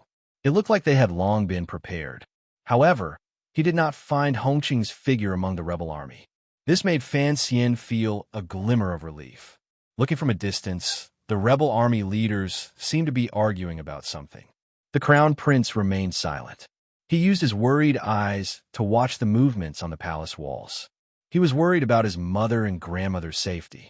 In his heart, he cursed Fan Xian, the great prince, Hu Shu, and the other old officials viciously. Fan Xian suddenly narrowed his eyes. He saw that the rebel army leaders had stopped their discussion. The sound of horse hooves gradually rang out. The Qin and Yi families each split up their troops and pressed toward the two flanks. He abruptly turned his head and glanced at the Great Prince not far away. The Great Prince nodded at him to indicate that he had long been prepared. Only then did he relax. It looked like the main direction of the rebel army's attack, other than the main gate of the royal palace, had chosen Taiping Square. The palace walls there were slightly shorter. Furthermore, it was a place where eunuchs and serving girls lived, so the entrance was never strictly guarded. The Great Prince had long predicted this. He had moved a large number of soldiers forward to guard it. He had also moved over 70 to 80% of the loyal generals he had raised from the Western Expedition Army. It was just petty cleverness. It was only to stall for time. He still hadn't caught the one that had escaped and could change the situation. Fan Xian's mind suddenly began to empty again. His eyes gazed at the densely packed rebel army below the palace walls. It was as if he had seen through their existence. He gazed at a place further away, at the past, and at the variable he had been waiting for, but had never appeared. 30,000 against a few thousand. No matter how high the palace walls were, even if the rebel army didn't dare to release arrows, and even if they had to use people to fill in the gaps, they had to fill in the moat outside the royal palace. They had to fill in a human ladder, climb to a high place, and destroy everything in the royal palace. Looking at the busy arrangements of the rebel army and the gradually rising siege ladders, Fan Xian's pupils constricted slightly. He felt a glimmer of coldness at the bottom of his heart. The three-part ladder produced by the third workshop of the palace treasury had finally been moved over. The attack was finally about to begin. These military equipment were all produced by the palace treasury. As the head of the palace treasury, Fan Xian couldn't help but feel a glimmer of absurdity. The things he had produced were going to be used to attack him, and he couldn't find any way to deal with it. His heart began to beat faster. His scalp felt numb. His brows were furrowed tightly. Suddenly, he took a few heavy breaths. He felt that there was a problem with his breathing. His chest felt heavy. Leaning against the arrow hole made of bricks, he slowly crouched down. The hearts of everyone on the palace walls jumped. They all rushed in his direction. The battle was imminent. If one of the main commanders, Fan Xian, suddenly had a problem with his body, it would, without a doubt, be a massive blow to the morale of the imperial army. The third prince was close to him. Fearfully holding his left arm, he called out, "Sir, what is it?" Without waiting for more people to gather around him, Fan Xian raised his right arm with his head down. In a tired voice, he said, "I need a quiet place to think about some problems. You all go prepare. Don't mind me." Hearing this, no one could relax. Seeing his stubbornness and the fact that the rebel army was already preparing to attack, they could only accept their orders and rush to the area they were defending. The Great Prince stood in the commander's position and glanced at him from a distance.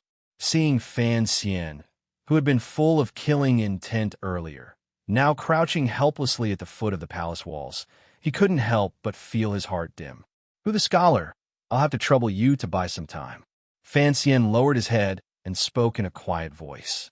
Who the scholar glanced at him with concern and sighed. He walked to the side of the palace walls and spoke in a loud voice. The third prince anxiously stood guard by his side. He didn't know how Fan Xian was right now. Fan Xian simply sat down on the foot of the palace walls and buried his head deeply between his legs. Breathing with difficulty, he looked very pitiful. He was like a homeless cat on a rainy night. Faintly, who the scholar's righteous and awe-inspiring words reached his ears.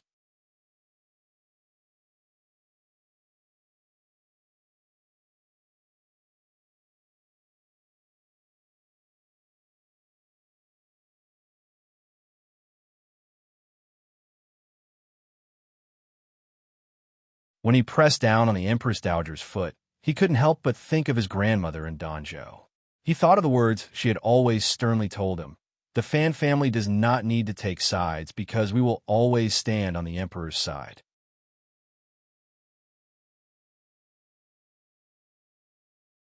Chapter 567. The stray arrows whistled through the sky, but it was more of a deterrent. Under the Crown Prince's powerful suppression, the rebel army did not have the courage to rain down a terrifying rain of arrows on the city walls. Thus, the pressure the imperial army guarding the royal palace faced immediately lessened. They only had to face the problem of contact. Although the sounds of killing shook the heavens below the royal palace, it did not cause any losses to the imperial army. Instead, it was the imperial army stationed in the direction of Taiping Square that faced the greatest danger. However, there were many rebel soldiers at the main gate of the royal palace. At this moment, the thousands of rebel soldiers below the city walls had split into 3 rows and formed 3 black lines that pressed forward. It was truly frightening. Muffled sounds continuously rang out from the 4 corner towers of the imperial city. Every sound would tug at the heartstrings of the crowd, and the entire imperial city would tremble. The strong vibrations represented the strength of the city guarding crossbow. The giant crossbow bolts pierced through the air like black light and mercilessly stabbed into the rebel army's formation. Countless bursts of blood blossomed, and the ground was covered in sticky meat paste. However, there were only 4 city guarding crossbows, and there were only 2 on the left and right side of the square. How many people could they kill? The rebel army's triple wave charged quickly to the foot of the royal palace without any obstruction. The main target of the city guarding crossbows was still the military equipment the rebel army used to attack the city, especially the sharp and heavy carriages used to break through the thick palace gates. These carriages had fire blades made from cowhide, and the front end was a giant piece of wood that had been sharpened into a sharp point. They were already very heavy. Once they were pushed at high speed, the impact against the palace gates was very powerful. A crossbow bolt accurately struck a battering ram. The sharp tip easily tore through the seemingly tough cowhide and slammed heavily into the ram. Although the ram was tough and could not be broken by a giant crossbow bolt, the powerful impact of the city guarding crossbow still caused the ram to jump up. It was like a beetle on the ground that felt the earth shake. Then it rolled over miserably and crushed a number of rebel soldiers beside it to death. It could no longer move. Within the 3 rows of rebel army charging formation were a dozen heavy and murderous rams. The moment the attack began, the 2 city guarding crossbows fired with all their might and successfully destroyed 3 of the rams.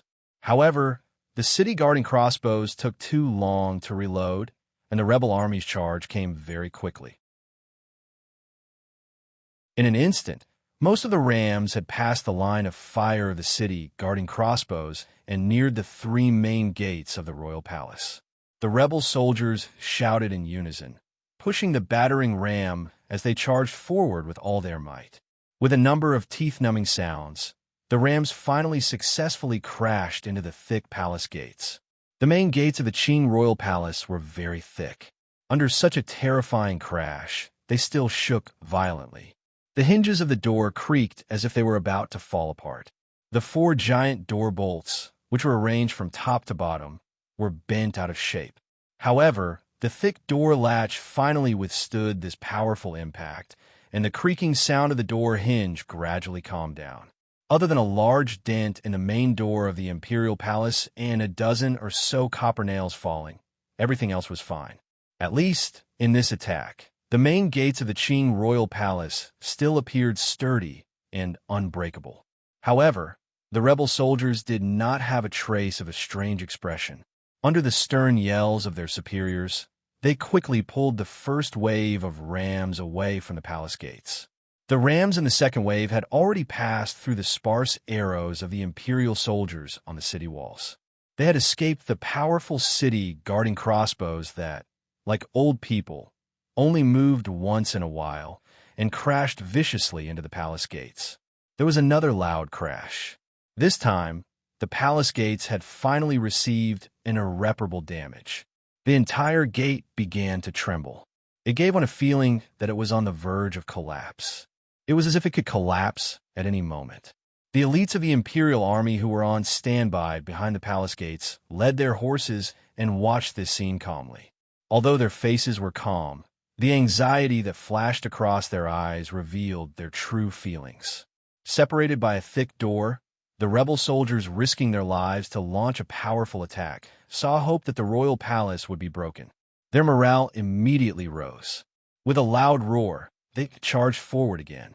The third wave of attacking troops arrived. Under the merciless attacks of the Imperial Army's arrows, boulders, and logs, the rebel army left behind hundreds of corpses. Finally, they succeeded in withstanding the third wave of attacks on the palace gates. With a muffled crack, dust flew into the air. It was like a paper bag filled with smoke had been smashed open by a naughty child's naughty palms. The dust settled slightly, and the field of view became slightly more peaceful. The countless rebel soldiers in the square saw that the thick and heavy palace gates in the middle of the royal palace had been smashed open. They couldn't help but cheer in unison. However, the group of elites closest to the imperial city didn't even have time to release any cheers. Even the excitement and joy on their faces were immediately replaced by shock and anger. They could clearly see that even though a large hole had been smashed open in the palace gate, revealing the thick wooden stubble inside, the entire palace gate showed no signs of collapsing. The ground was covered in golden copper nails. Behind the hole was a thick layer of stone and dirt. There was not a single gap to be seen. The people in the royal palace had blocked the palace gates. Did they not think of leaving a way out for themselves? At this moment, what was the difference between the royal palace and a large tomb? A rebel army officer roared wildly and led the attacking soldiers beside him into the hole. Although there wasn't much space, even if they had to dig open this palace gate. Military orders were like mountains. The Qing soldiers were never cowards who feared death on the battlefield. A long black spear pierced out like lightning from the only gap above the stone and dirt. It pierced the officer's throat, and fresh blood sprayed out.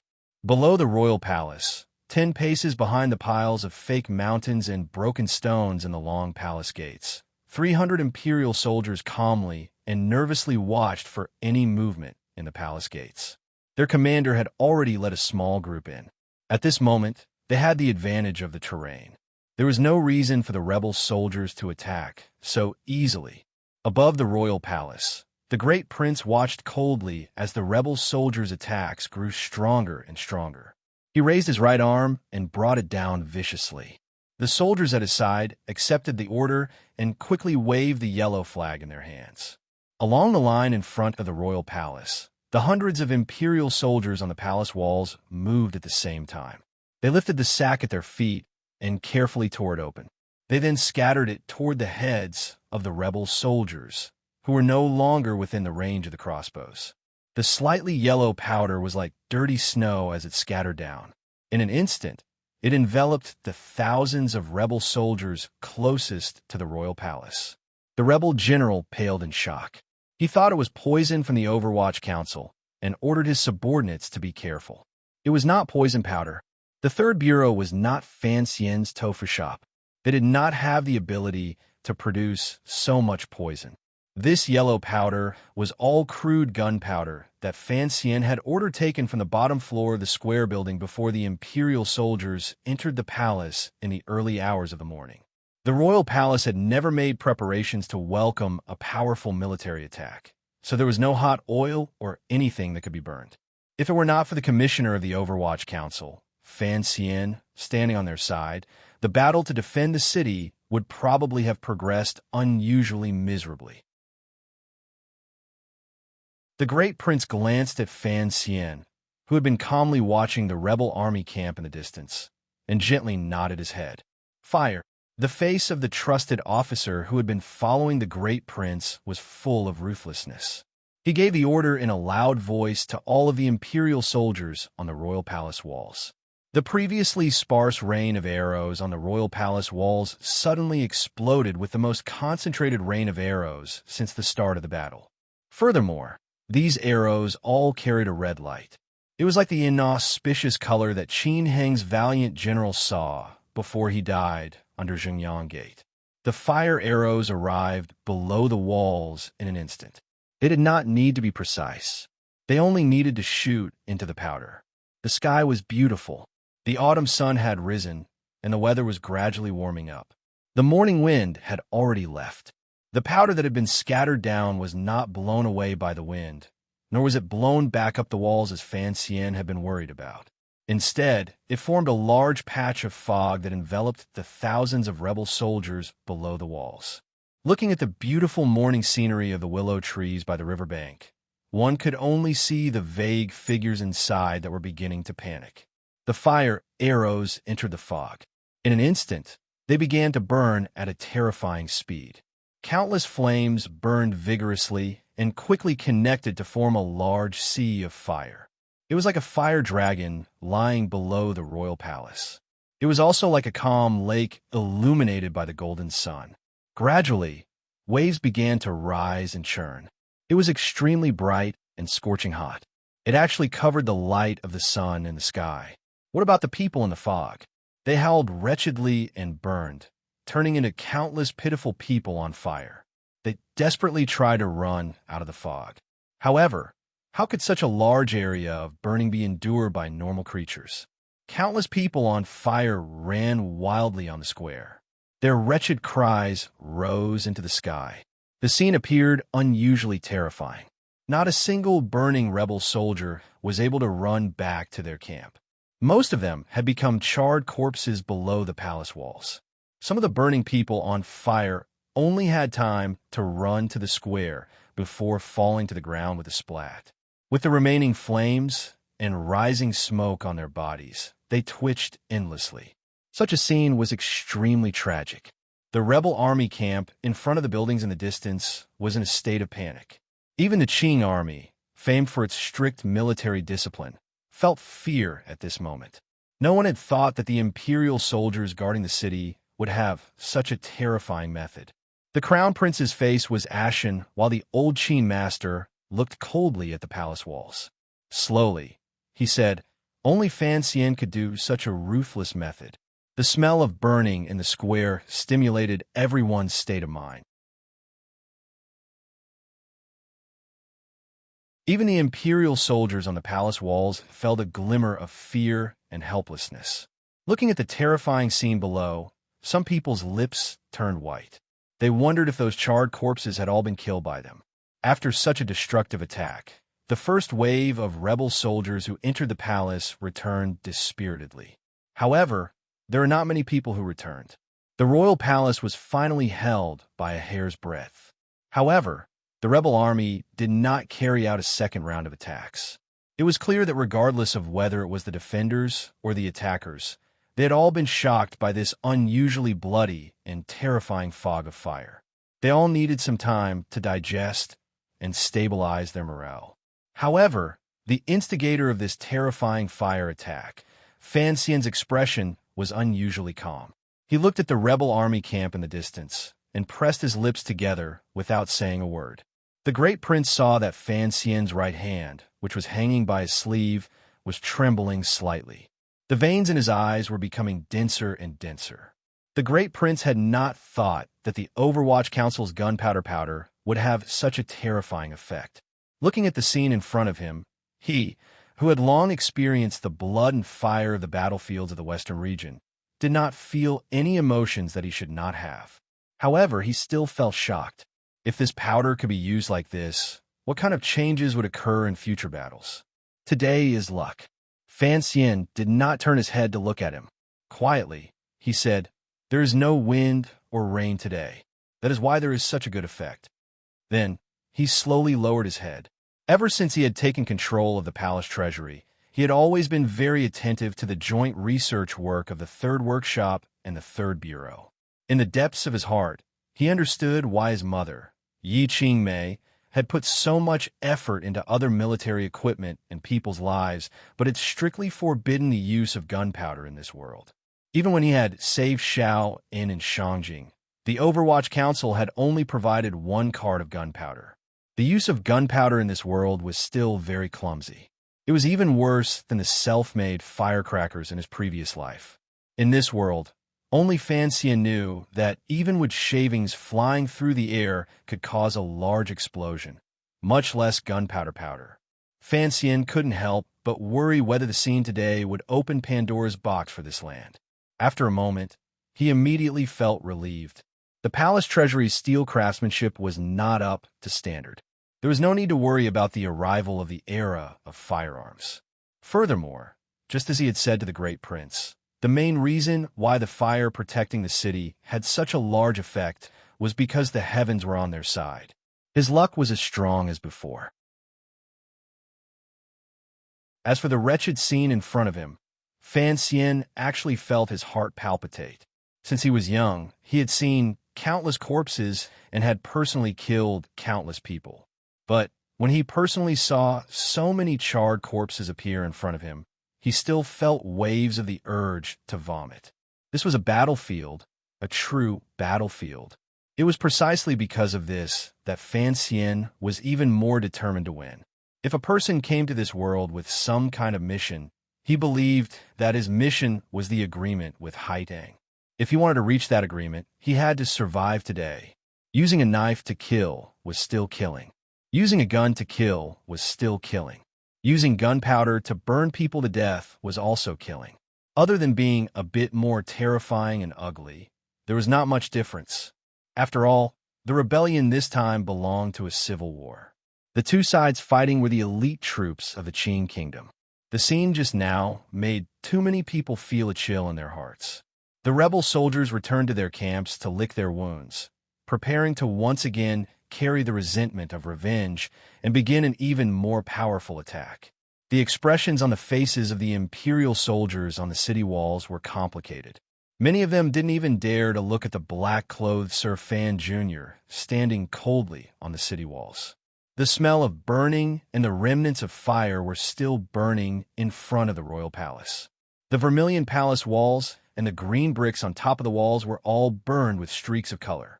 It looked like this beautiful and solemn royal palace had been ruthlessly slashed with countless scars by a knife.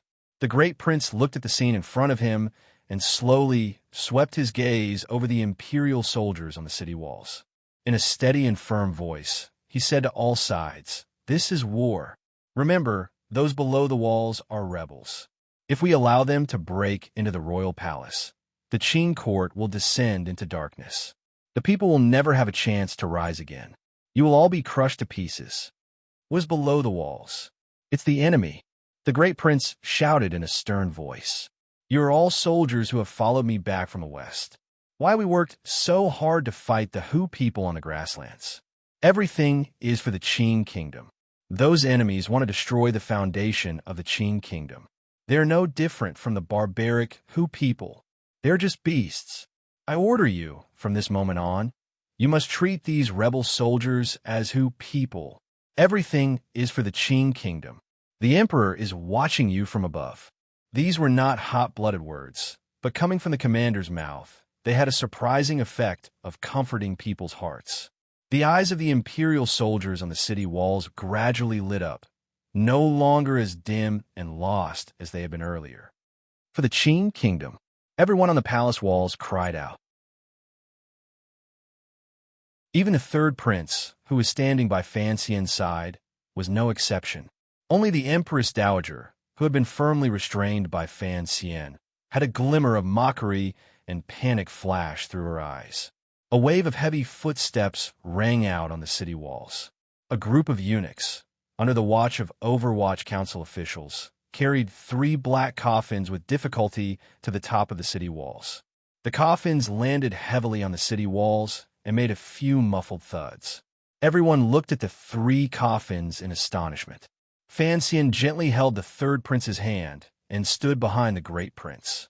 To the imperial soldiers, officials, and Overwatch Council subordinates around him, he quietly said, "We are the emperor's officials.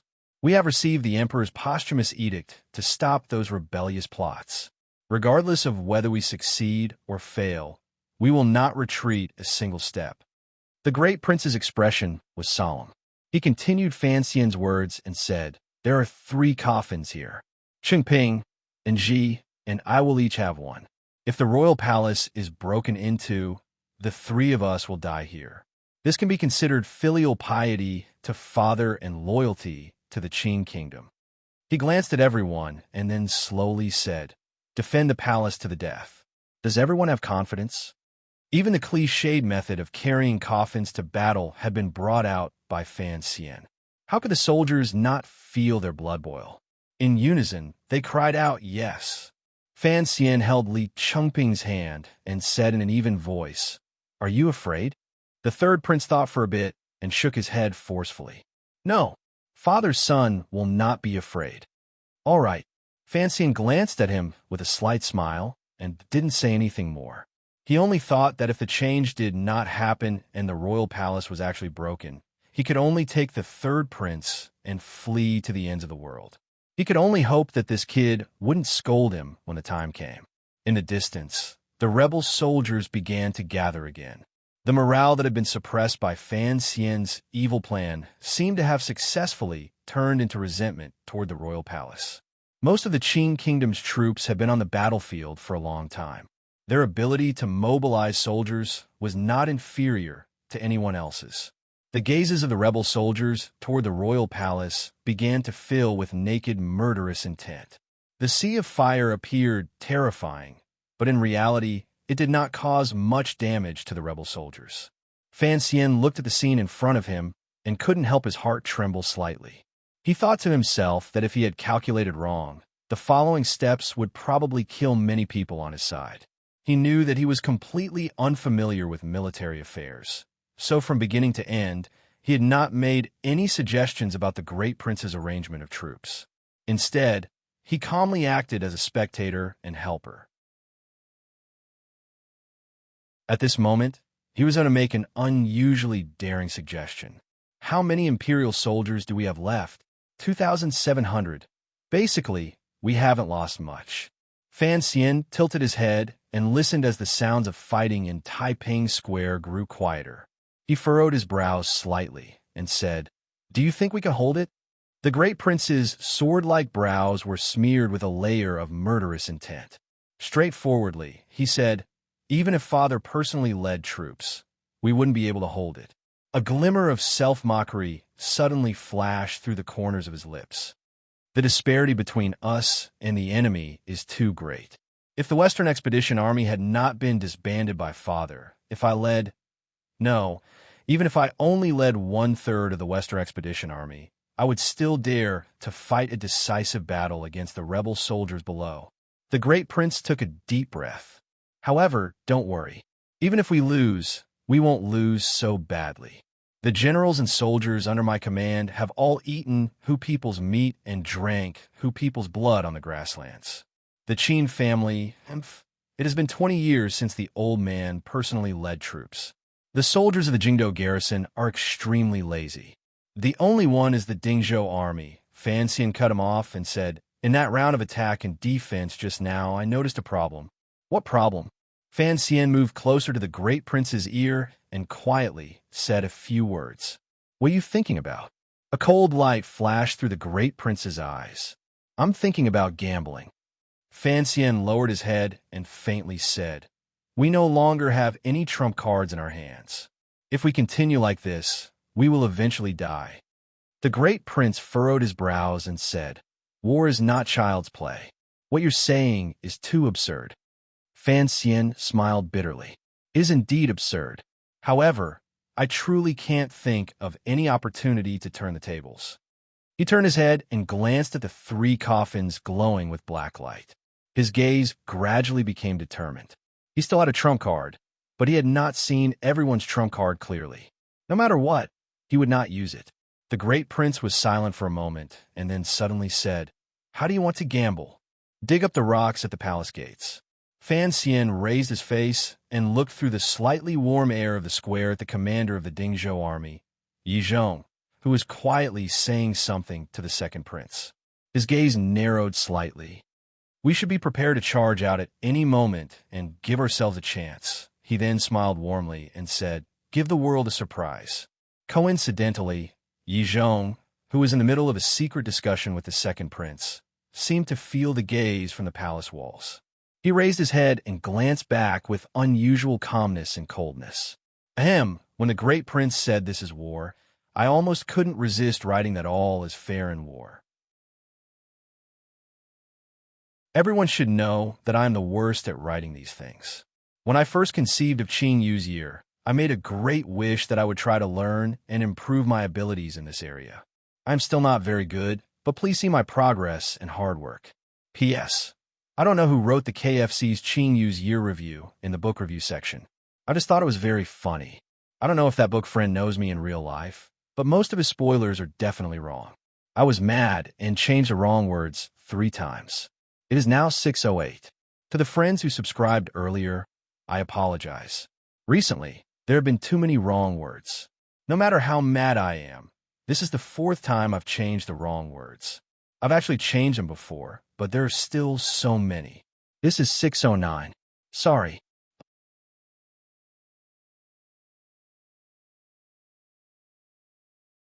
Chapter 568. There was a faint smoke all around, a thick stench of blood, and a faint, terrifying smell of something burnt. The entire capital was in chaos. Other than the left and right of the royal palace, no one knew where else there was killing and strangling. The faint sounds of killing did not stop for a moment. The second prince furrowed his brows and stared in a daze at the blurry scene on the palace walls. Lowering his voice, he said, "They won't be able to hold it. It's just a matter of how long they can last. All of the messengers my aunt arranged around Jingdo have been killed. It is impossible for reinforcements to come. Given Fan Xian's personality, he knows it's a dead end. Why would he fight so bravely? If it were any other time, he would have run a long time ago." Yi Zhong's armor was heavy and old and suffused with a dim light. This important figure in the Qing military glanced at his son-in-law. His eyes flashed slightly. Slowly, he said, "There are so many people in the palace. How can he run?"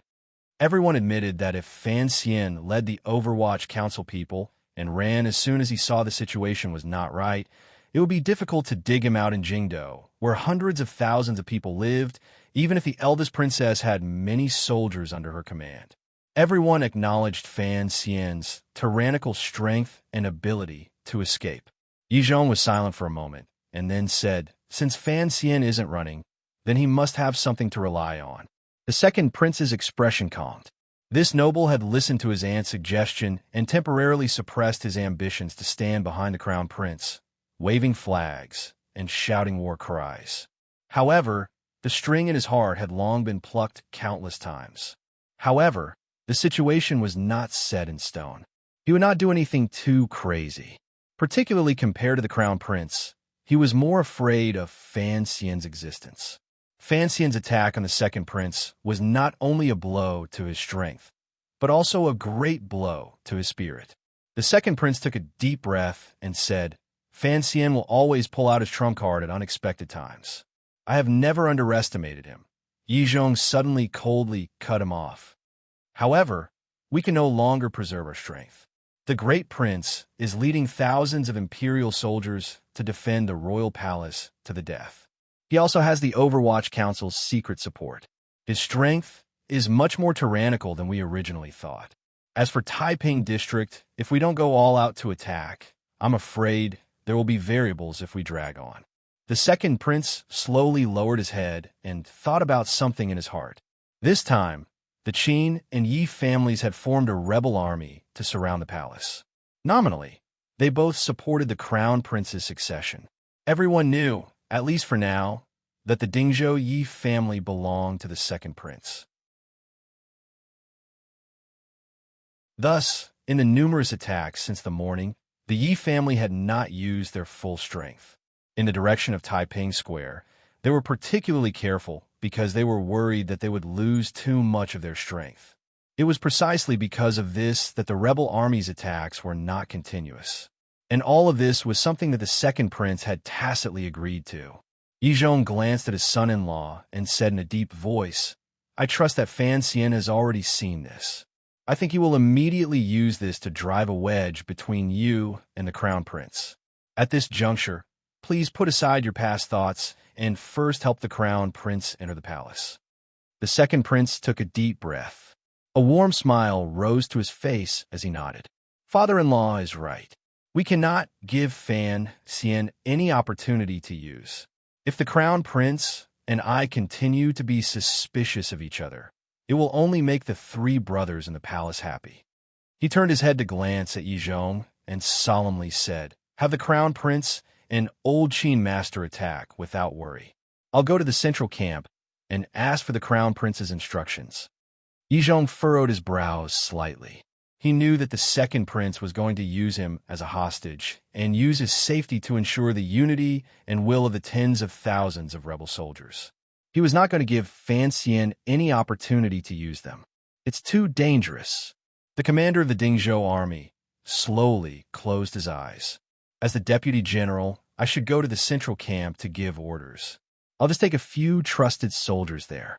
The Dingzhou army will be handed over to your highness to deal with. As for all matters regarding the attack on the city, the central camp will send out military orders.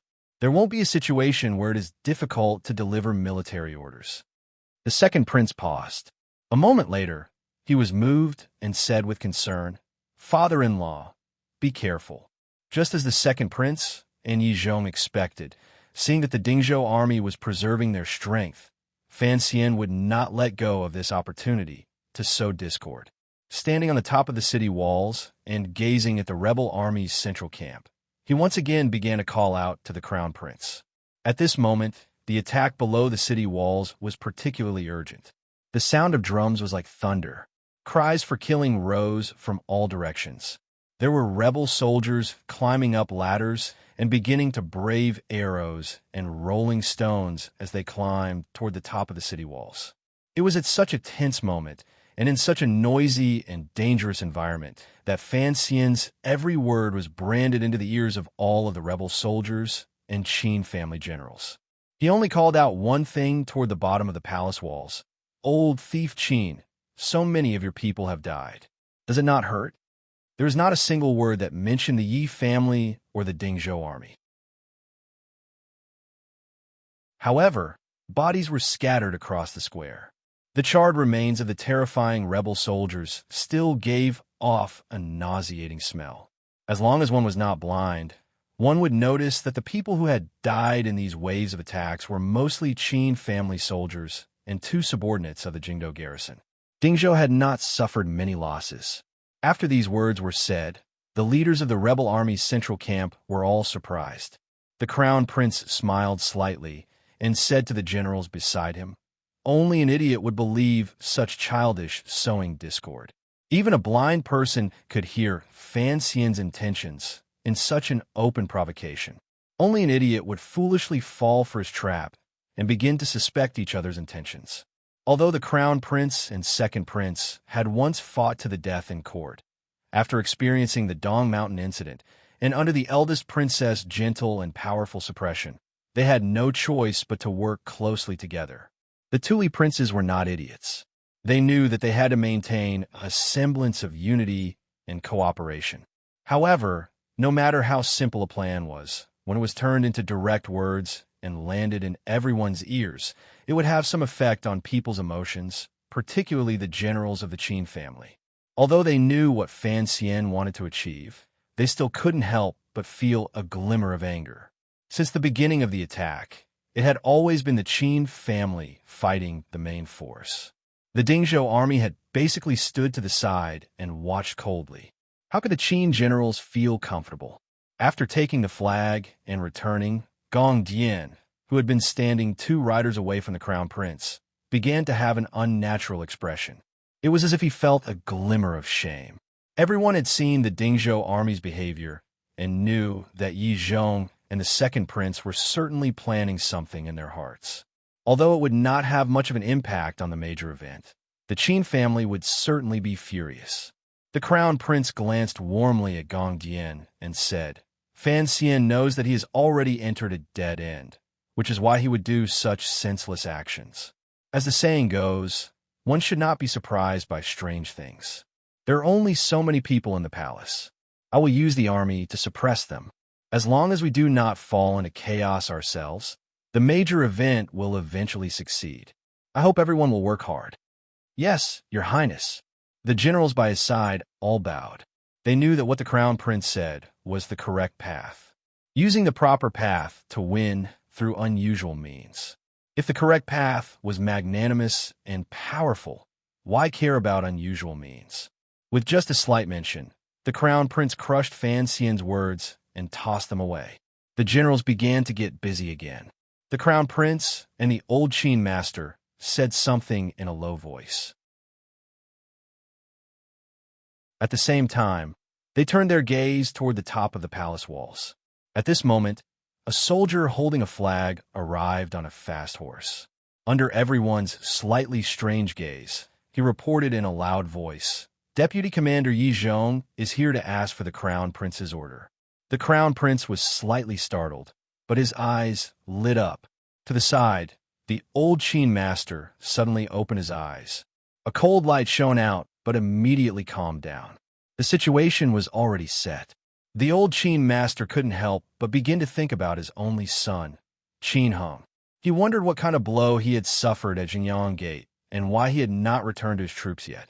Although Yi Zhong's arrival was sudden, the old Qin master's heart only jumped slightly before he let it go. The old master guessed why Yi Zhong had come, but he was not worried that Yi Zhong would steal any of the Qin family's achievements. The Qin family's contribution in helping the crown prince to the throne was something no one could deny. As long as the crown prince ascended to the throne and became emperor, the Qin family could at least enjoy decades of peace after the old master died. The crown prince's glimmer of surprise and joy was because he had other thoughts. He knew that Yi Zhong had come because he didn't want Fan Xian's words to affect today's grand plan. However, this respect for him and the importance he placed on the overall situation made the crown prince see a glimmer of light. Fan Xian had placed the Empress Dowager and the Empress Dowager's medallions on the top of the palace walls. The crown prince and the old Qin master had had a fierce conflict. Although the crown prince had forcefully suppressed the thoughts of the Qin family's generals, he had other thoughts in his heart, thoughts that Fan Xian wanted him to have. A few days ago, the crown prince and the Empress Dowager had discussed deeply a number of times. They had never made up their minds to have the Qin family lead troops into the capital. They were afraid that the military would dominate in the future. Looking at the situation, the crown prince knew that, in the end, he was not his father. His influence on the military was still too small. He had to find a way to balance things out. Yi Zhong's sudden arrival made the crown prince find a glimmer of a possibility. Yi Zhong was the second prince's father-in-law. Logically speaking, he should be the person the crown prince was most wary of. However, the crown prince did not think that the alliance in this world would last forever. Everything was related to profit and had nothing to do with feelings and family. He was the true crown prince and was about to ascend to the throne. The Yi family's support of him was much more beneficial than supporting the second prince. Of course, he did not dare hope that the Yi family would suddenly turn to him. These things were problems to be considered a long time later. However, he had discovered this possibility. Li Changxian felt a slight bitterness in his heart. The group of people below the palace walls were all traitors and immoral. What wouldn't they do? Yi Zhong entered the ranks and bowed solemnly to the crown prince. He reported the battle situation in Taiping Square. His trusted soldiers were far away outside the camp. Although the Qin family would not guard against him, they would not allow him to bring his trusted soldiers in. The old Qin master narrowed his eyes and nodded slightly toward Yi Zhong in greeting. Yi Zhong's expression was slightly dark. He was extremely calm. The siege continued. Arrows flew past in all directions. The sound of killing did not stop. There were already clear casualties among the imperial army. However, the royal palace was tall.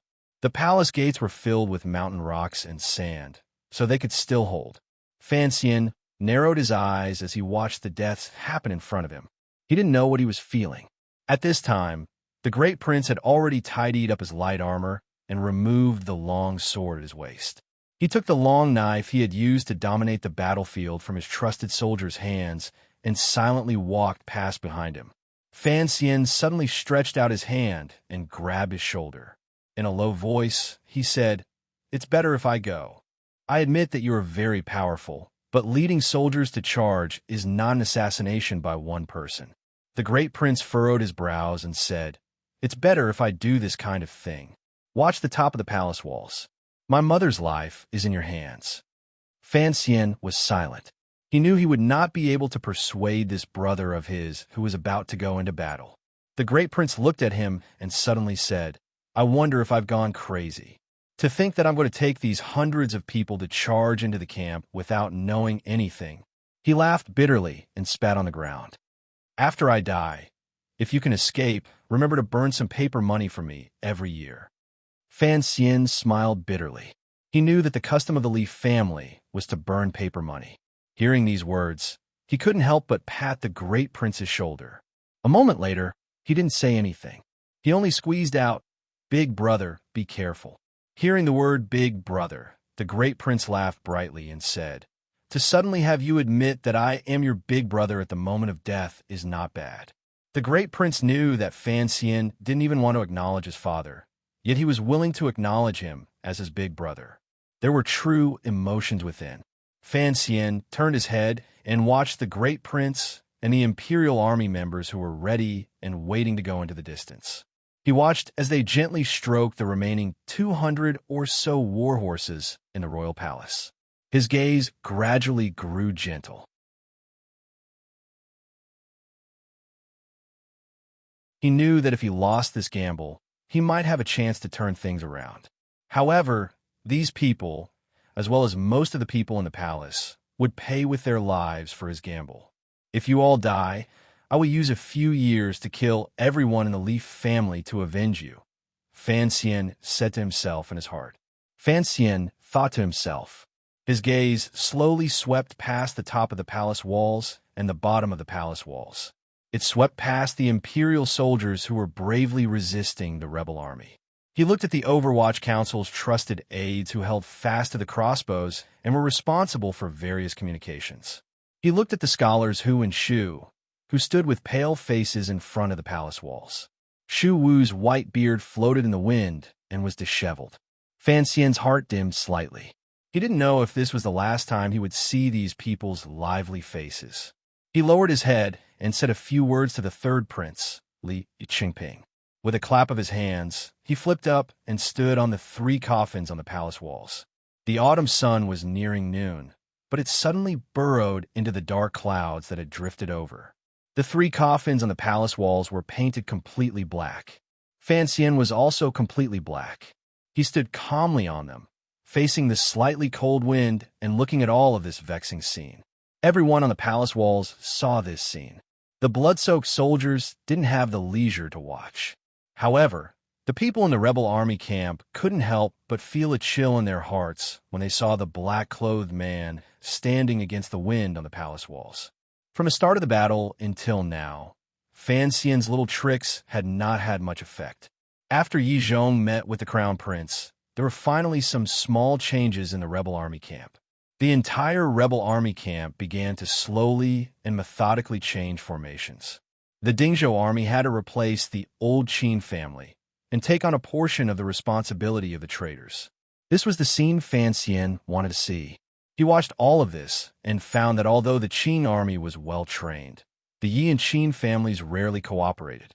When they changed formations, a few gaps finally appeared on the battle lines. The Dingzhou army was still far from moving into position. The Qin family still occupied the center. It was only the spiderweb-like alleys on the upper left that revealed their openings. Fan Xian did not have much military training, but he knew that he could not use those gaps. He could only silently pray in his heart that the good luck that had accompanied him for 20 years would shine brightly at this moment. It was as if heaven had its own will in the dark, and the will of heaven had heard the prayer in Fan Xian's heart.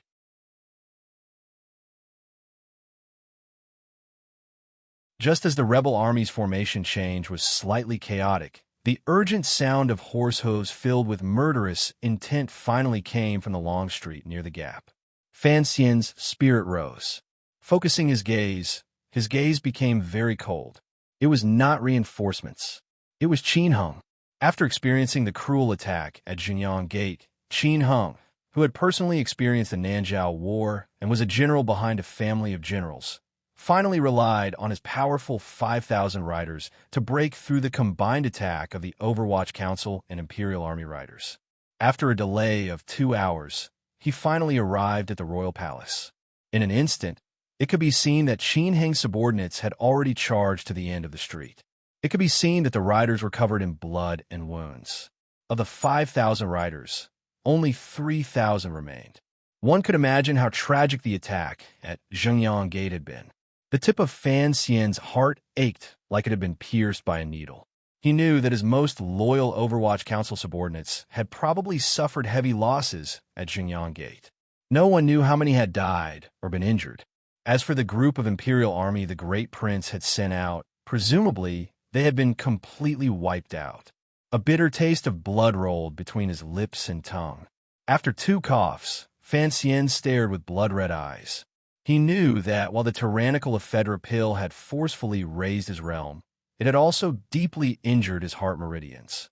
He only stared at the opening and watched as the group of riders led by Qin Heng appeared in front of everyone's eyes through smoke and blood. "Do it." He covered his bleeding lips and spoke indistinctly. Although the order was unclear and his voice was very low, the member of the Qinian unit, who had been waiting by his side the entire time, did not hesitate at all. He raised his right arm and pulled with all his might. The signal arrow in his hand shot into the sky. In the dark and gloomy sky, it exploded into a beautiful firework. From last night until now, it was the second firework in Jingdou. The moment the signal went out, waves of strange sounds rang out from the private residences behind the square in front of the royal palace, attracting the attention of many people. In the middle of the 3 streets, to the front and left, a rush of horse hooves suddenly rang out. Qin Heng's riders had already arrived. So where did the sound of horse hooves come from? Who were these determined and hurried riders, who were even faster and more murderous than the Qin family's blood-soaked riders? Like 2 gusts of wind destined to meet, the riders charging toward the square along the 2 roads at the same time finally met at the intersection of the 2 streets and collided violently and suddenly. There were not many riders hidden in the dark, but they carried with them an aura different from that of normal Qin soldiers.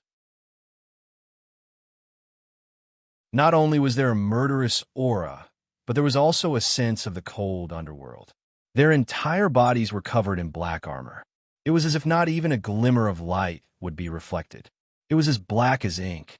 The Overwatch Council's Black Knights were rumored to be the riders with the greatest killing power in the Qin Kingdom.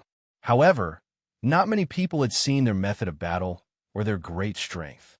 Within the Qin military, many people expressed a disdainful attitude toward the Black Knights. They thought that Qin Pingping, that old dog, could not train iron-blooded riders. Today, this mysterious Black Knight troop finally collided with the elite riders of the Qin Kingdom.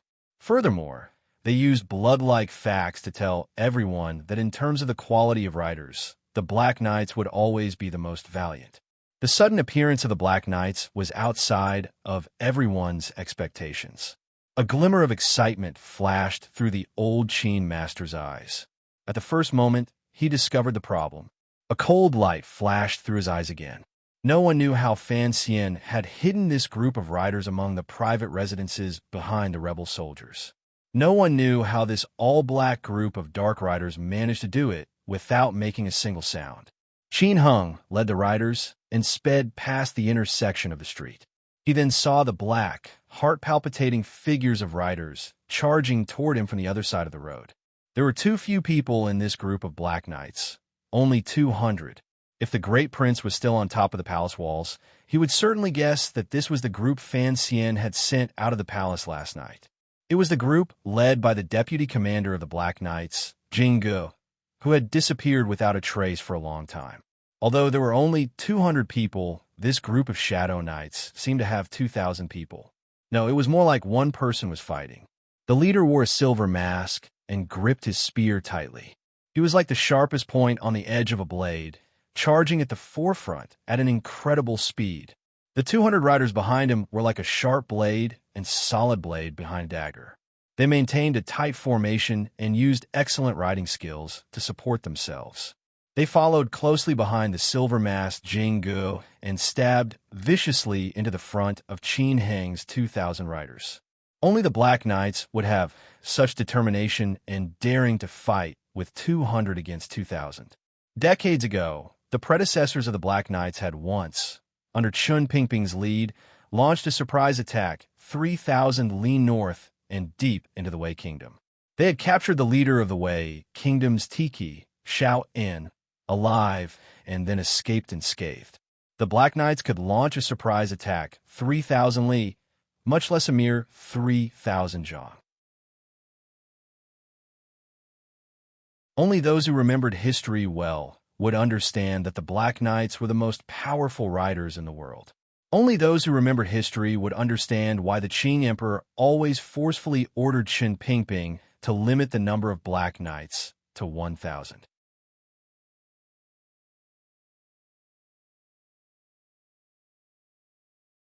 Chapter 569. Because it was difficult to write, it was a bit slow. The contents of this chapter satisfied my long-suppressed desire for a story. I wrote what I wanted to write. I am very pleased. At the T-junction, the two groups of riders who are going to use their collisions to decide life and death swept out of their respective alleys like two gusts of wind. In the empty space in the northwest corner of the square in front of the palace, they collided together viciously. In the instant before the collision, the black cavalrymen who were charging forward at high speed were fully armored. They held the reins in one hand and did not hold any swords or spears in the other. Instead, they held their crossbows horizontally. Before anyone could react, they pulled the trigger. The Qin Kingdom's riders were skilled in the art of mounted archery. In such a head-on charge, they were usually used to facing each other with knives and spears. Basically, no one would use crossbows to charge. The crossbows themselves were heavy. Furthermore, in such a short distance, if one's movement was slightly slower, the two sides would probably collide before the crossbow could be fired. However, the Black Knights were different. From the first day they entered the Overwatch Council, they had developed this habit. Holding the crossbow with one hand, they remained steady.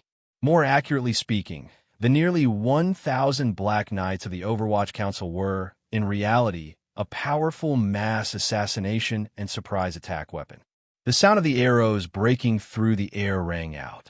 In such a short distance, hundreds of sharp and poison crossbow bolts all shot out. They did not give the riders suddenly coming from Zhengyang Gate any chance to resist. After countless muffled sounds, countless riders in the front of the riders suddenly coming from Zhengyang Gate were hit by the crossbow bolts and fell tragically from their horses. However, some persevered on their horses and pulled out knives.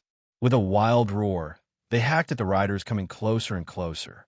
The Black Knights abandoned their crossbows and pulled out knives from under their saddles. With a backhand slash, the knife turned into a snowy light and directly chopped off the rider's head. 200 Shadow Knights performed the same action at the same time. They abandoned their crossbows cleanly, drew their swords with the force of mountains and rivers, and slashed at the enemy's head with a soul-stirring slash. 200 men neatly performed such a difficult attack. It looked extremely beautiful on the battlefield. On one side was the group of rebel riders who had bitterly attacked Zhengyang Gate.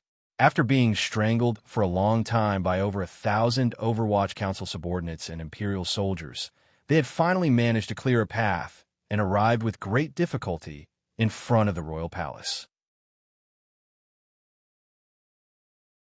On one side was the mysterious Black Knights who had endured silently for a long time and built up their strength. Once the commissioner gave the order, they would deliver the Overwatch Council's most powerful attack. The momentum, spirit, and physical strength of both sides were originally not that far apart due to the current situation. However, the gap was suddenly pulled to a point where it was impossible to bear on the battlefield. The 200 Black Knights were like a heated knife. They charged into the Qin family cavalry with incomparable sharpness. They easily and happily cut open a large hole in the formation of the cavalry that had reached into the square of the royal palace. Following the countless spurts of blood and corpses falling from their horses, the Black Knights successfully broke through the Qin family cavalry. They separated Qin Hung and the 300 riders from the main group, making them an isolated army. The Black Knights' riding skills were superb. Amidst their speed, they successfully changed their formation. The entire group suddenly scattered. The riders charging at the very front pulled on the reins to the right. Relying on their extraordinary speed and powerful momentum, They blocked off the main group of riders behind them. The remaining 100 or so Black Knights stabbed to the left like a pack of wolves. They quickly picked their targets and pressed close to where Qin Heng was in the vanguard camp. They stuck closely together and used the knives in their hands to bite and kill. In an instant, the vanguard camp Qin Heng was in had suffered heavy casualties. The hearts of the main group of riders in the back had been shaken by this thunderous attack. For a moment, they were unable to charge forward to help. Although there were many rebel soldiers in the square, there was still a distance between them. Particularly as the rebel army was changing their formation, the situation was slightly chaotic. Looking at the Black Knights' lightning-like speed, no one knew whether or not they would be able to completely kill these hundreds of riders when the main group came to surround them. The hooves of the horses were like thunder. The horses under the Black Knights silently advanced with all their might. The horses under the Qin family riders neighed and ran wildly, just like the mood of their masters on their backs. The speed of the Black Knights' pursuit was too fast. In a moment, they had chased Qin Heng's vanguard camp into the square for some distance and separated from the main group behind them. This scene was truly frightening to watch. There were rebel soldiers all around them. The old Qi master and Yi Zhong had long reacted. They ordered the rebel soldiers to quickly close up the gap in the northwest. They had to make contact with Qin Heng before the Black Knights succeeded. If they allowed the tens of thousands of rebel soldiers to successfully surround them, no matter how tyrannical the Black Knights were, only death awaited them. Even if the Black Knights successfully followed Fan Xian's orders to kill Qin Heng, they would probably still die in the end. However, the Black Knights, led by Jing Ge, did not seem to consider this at all. Under the gazes of tens of thousands of people, surrounded by countless rebel soldiers, and in the spacious square in front of the palace, they fearlessly chased after the tail of Qin Heng's vanguard camp bravely and somewhat arrogantly. Dust gradually rose. Under the eyes of tens of thousands of rebel soldiers, 100 or so Black Knights chased after hundreds of elite Qin family riders. This kind of decisive stance, this kind of arrogant and disdainful aura, and this heart-shaking scene would remain in people's memories for a long time. In a dragon of dust, hundreds of riders risked their lives in pursuit from the northwest corner of the square all the way to the center of the square. Qin Heng was not a weakling. Otherwise, he could not have become the second youngest commander of the Jingdo garrison after Yi Zhong at the age of 30. He also could not have become the deputy of the Bureau of Military Affairs at such a young age. As for the situation on the battlefield, this second-generation leading figure of the Qin family had, without question, his own wisdom and judgment. He was good at leading troops and reacted quickly. When the shadows of the Black Knights appeared beside his eyes, he immediately made a decision and carried out the first head-on charge. As long as they could stand against the first wave of attacks, the main force in the rear would continue to come. The opponent's mere 200 riders would not be able to affect them at all. However, the battle in Jingdo was truly too different from the killing on the battlefield. The street fighting under Jingyang Gate was also very different from the street fighting described in military books. Qin Heng had never thought that the Overwatch Council, a department that relied on intelligence and assassination, would be able to explode with such power in street fighting and cause the Qin family riders to suffer heavy losses. At the same time, they had used up too much of their morale, mental, and physical strength.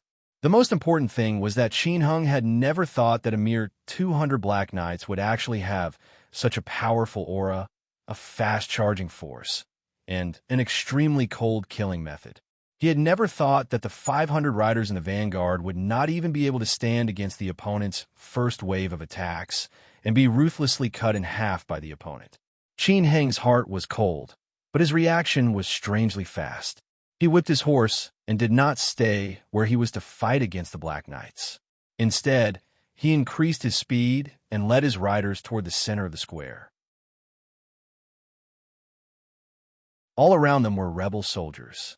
As long as they entered the encirclement, the Black Knights could only wait for death. What he had to do was be fast as possible. It should be said that Qin Heng's reaction was strangely fast. The training of the Qin family riders was also very effective. Although the Black Knights were like a pack of wolves charging and biting, the vanguard still successfully escaped from the Ding family road into the square. However, the Black Knights were faster and more ruthless. They were not left behind at all. Instead, they faintly formed an encirclement. The silver-masked leader of the Black Knights charged over from the side. He was only 3 horse lengths away from Qin Heng. A cold light shot out of Qin Heng's eyes inside his helmet. The bravery of the Black Knights was beyond his expectations. The other party actually dared to chase him deep into the rebel army's encirclement. It looked like they were prepared to stab him to death, even if it meant risking their lives. However, he knew that the Black Knight's ambush had already failed. He knew that his old father would not just watch him die. At the same time, the rebel army's camp change was halfway through. They discovered that Qin Heng was in deep danger. Naturally, they sent out 2 large groups to come to his aid. At the same time, they intended to completely wipe out the Black Knights who seemed to have suddenly descended from the heavens. However, these 2 groups were still some distance away from the Dust Dragon. Most of them were infantry. If they could keep up with the Black Knight's ambush and Qin Heng's extraordinary speed of running for his life, at this moment, a mighty order rang out from the rebel army's camp. Release! There was the Lord God tablet on the palace walls. The rain of arrows did not have the glory of landing. The soul-stirring scene in the square could not stop the old Qin master's determination. Following this order, countless arrows flew toward the Dust Dragon. The sound of the arrows piercing through the air rang out in a continuous stream. It enveloped all of the riders who were fighting with their lives on the line. They did not care that the Black Knights were chasing their own riders. Qin Heng had long guessed that his father would never have any hesitation on the battlefield. He also knew that this rain of arrows would arrive. His face was ashen, and the high speed caused his lips to turn white. Before the rain of arrows arrived, he had already flipped his body and shot towards the back of his mount. The merciless arrows pierced into everyone's bodies, breaking through the bodies of the charging cavalrymen. The spinning arrows tore through the cavalrymen's light armor, pierced through the human's brittle skin, and pierced into their internal organs and bones. In an instant, the riders on both sides charging at high speed were attacked by the rain of arrows at the same time. One by one, they fell off their horses and fell to the ground. Their bones and flesh separated from their bodies with a series of muffled thuds. Regardless of whether it was the Qin family's riders or the Overwatch Council's Black Knights, they all met the same fate, a wretched fate. Although the Black Knight's armor was specially made by the Palace Treasury's 3rd workshop and was lighter and better than the Qing army's elite armor, they still suffered heavy losses under this round of arrow rain. The Qin family's own riders also met with a disaster. The Crown Prince abruptly turned his head and looked at the old Qin master in disbelief. It was as if he had not thought he would give such a terrifying order. Was he not worried about Qin Heng's life or death? Furthermore, these 200 Black Knights could not cause any major damage. To use this rain of arrows to kill without distinguishing between friend and foe, was he not worried that it would destabilize the army's morale? The old Qin master narrowed his eyes. A cold light shone through the 2 small cracks. Of all the people present, only he knew what the goal of the Black Knights was. Only he knew that if he allowed these 200 Black Knights to continue their pursuit, the vanguard camp, led by Qin Heng, would not be able to escape before the rebel army's reinforcements arrived. He knew the power of the Black Knights. He thought that Fan Xian's arrangement at Xingyang Gate and the Black Knights lying in ambush here were all because of the words that had made him extremely angry earlier on the palace walls. I want the Qin family line to end without descendants. The old Qin master was a ruthless person. Since Fan Xian wanted to end his line, he would rather do it himself than humbly watch as the people Fan Xian had arranged killed his son. Furthermore, how could the son of the Qin family die so easily? Qin Heng did not die. His mount was covered in arrows. After 2 mournful cries, it fell heavily toward the ground. Because he had been prepared, although he had been hit heavily by the forward roll of the horse after it fell to the ground, and the armor on his body even created countless weak sparks because of the friction with the ground. He had already dissipated most of the force. Furthermore, with the cover of his mount, he was not hit by the arrows. There was only one wave of arrows, and then it stopped. Most of the pursuing cavalrymen had already fallen into pools of blood. Although the Shadow Cavalry had more survivors, they had also lost their mounts and suffered heavy or light injuries. However, they did not panic. Instead, they continued to raise their sabers and charged at the Qin family cavalrymen who had fallen to the ground. At this time, Qin Hung had already stood up. The rebel army reinforcements around him also quickly approached. Jinggu, the silver-masked deputy commander of the Black Knights, had become the tip of the Black Knight's spear from the beginning of the battle. With the most decisive stance and the fastest speed, he stared fixedly at Qin Hung, not letting him out of his line of sight.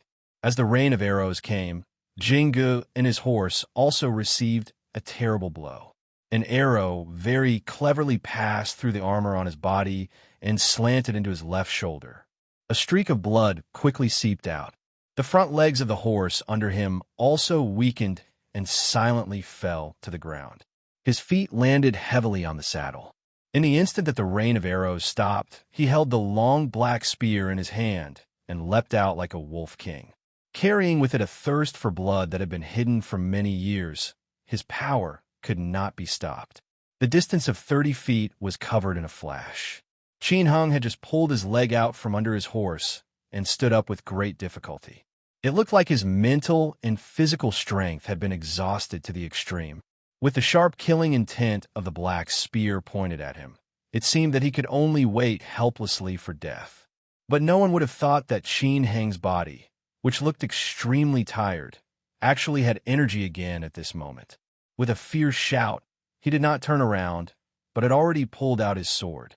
His entire body quickly began to spin, and like a shadow, he very strangely brushed past the sharp black spear shadow. Jing Ji's spear stabbed out with all his might. He had not expected his opponent to have such an ingenious movement to counter the spear. His entire mind and spirit were focused on this spear. The tip of the spear missed and stabbed viciously into the stone floor of the square beside Qin Hung. With a crack, the stone floor was shattered into countless pieces. In that muffled sound, Qin Hang's body did not stop spinning. In a moment, he was close to Jing Ji's body. With a cold huff, his left elbow shot out, and the blade of the sword in his hand sliced toward Jing Ji's neck. One flash, one turn, and one slash. Such a clean and efficient three-hit combo was used in such a complicated battlefield situation. Qin Hung was indeed valiant. No wonder the old Qin master had so much confidence in him to let him face the silver-masked Jing Ji's sudden attack alone. At such a close distance, such a vicious slash would probably be difficult for even Fan Xian to block. Jingga was probably dead for sure. During this soul-stirring chase, the rebel army's attacks on the royal palace never stopped. The heavy carriages that were used to ram into the palace gates still did not know fatigue. They were not afraid of falling rocks or burning the ground. They continued to ram into the 3 palace gates one after another. A loud muffled sound reverberated throughout the royal palace from time to time. It sounded like a soul-shaking drum beat. In the last moment of the strange chase in the square, when Qin Hang's sword was only 3 inches from Jing Ji's neck, a shocking change occurred in the attack and defense of the palace doors. With a loud bang, the heavy palace door in the middle was smashed open. In this instant, all of the rebel soldiers could not believe their eyes. Immediately after, wild joy and excitement took over. The Black Knights had already been defeated, Jingge was about to die, and the palace doors had already been opened. The scales of victory had, without question, thrown away all barriers. They began to cowardly snuggle up behind the rebel army.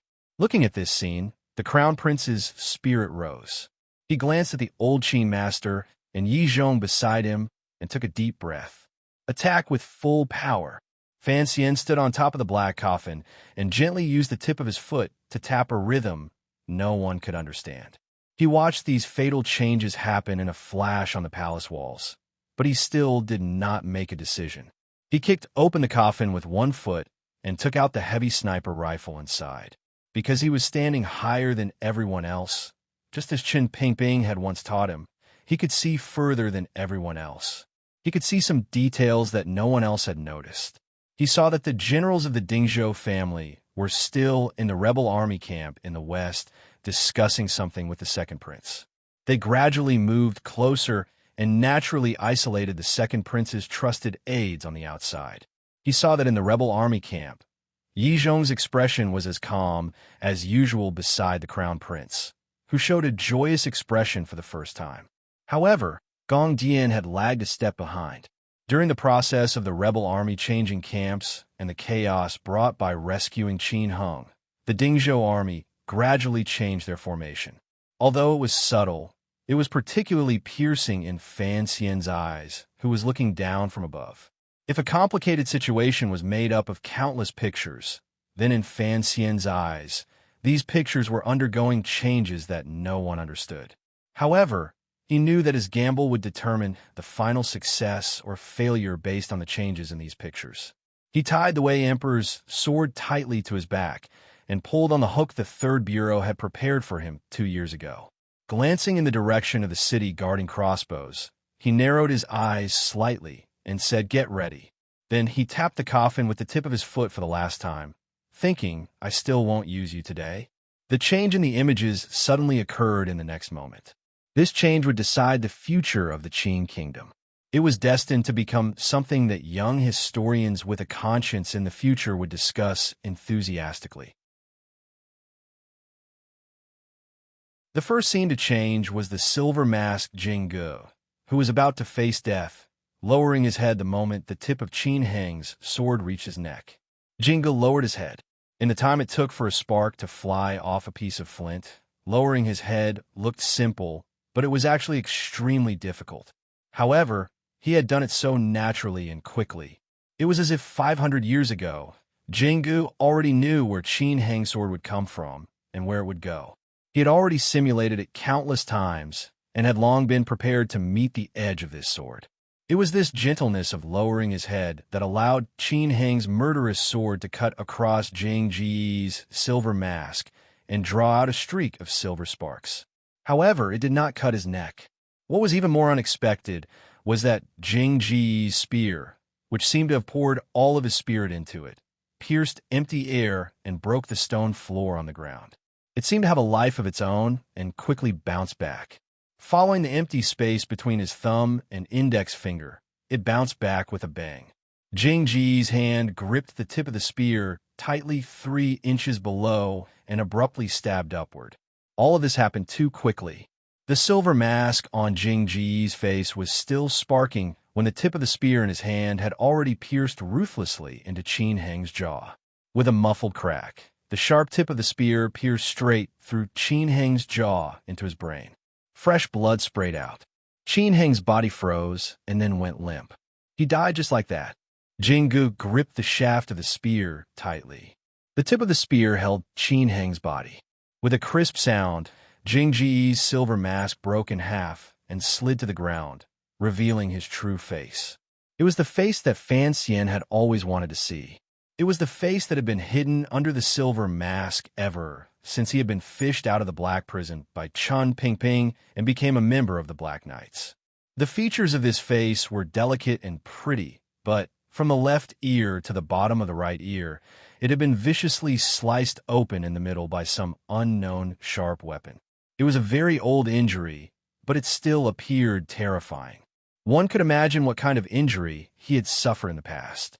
The wound was large, revealing the bone, flesh, and white teeth inside. It appeared unusually terrifying. Although Qin Heng's earlier strike had been blocked by his silver mask, the sword intent still struck his face and shook open his old wound. Fresh blood gradually flowed out, making him appear even more savage. The entire square was completely silent as they looked at this scene in shock. They looked at the savage commander of the Black Knights, using the tip of the spear in his hand to hold up the old Qin master's only son. Involuntarily, They thought of Fan Xian's curse of ending the Qin family line. Fresh blood dripped down from Qin Heng's throat and slid along the long sword to Jing Ji's hand. Jingge was silent. He was thinking, back then, your brother had used this move to ruin my face. These years, my hatred toward the Qin family caused me to wear a silver mask and constantly ponder the Qin family's methods on the killing field. Today, you still use this move. If you die at my hands, don't cry injustice. Jingge held up Qin Heng's body and looked toward where the old Qin master was in the rebel camp. In a stern voice, he said, I am Jingge. You're tuning into the Romance Rendezvous YouTube channel. We're so grateful for your support, and don't forget to subscribe to join us on this incredible journey through captivating stories. Your generosity through donations truly makes a world of difference, as it's the primary source of revenue that allows me to expand and enhance this channel for you. Thank you from the bottom of my heart for being a part of this adventure.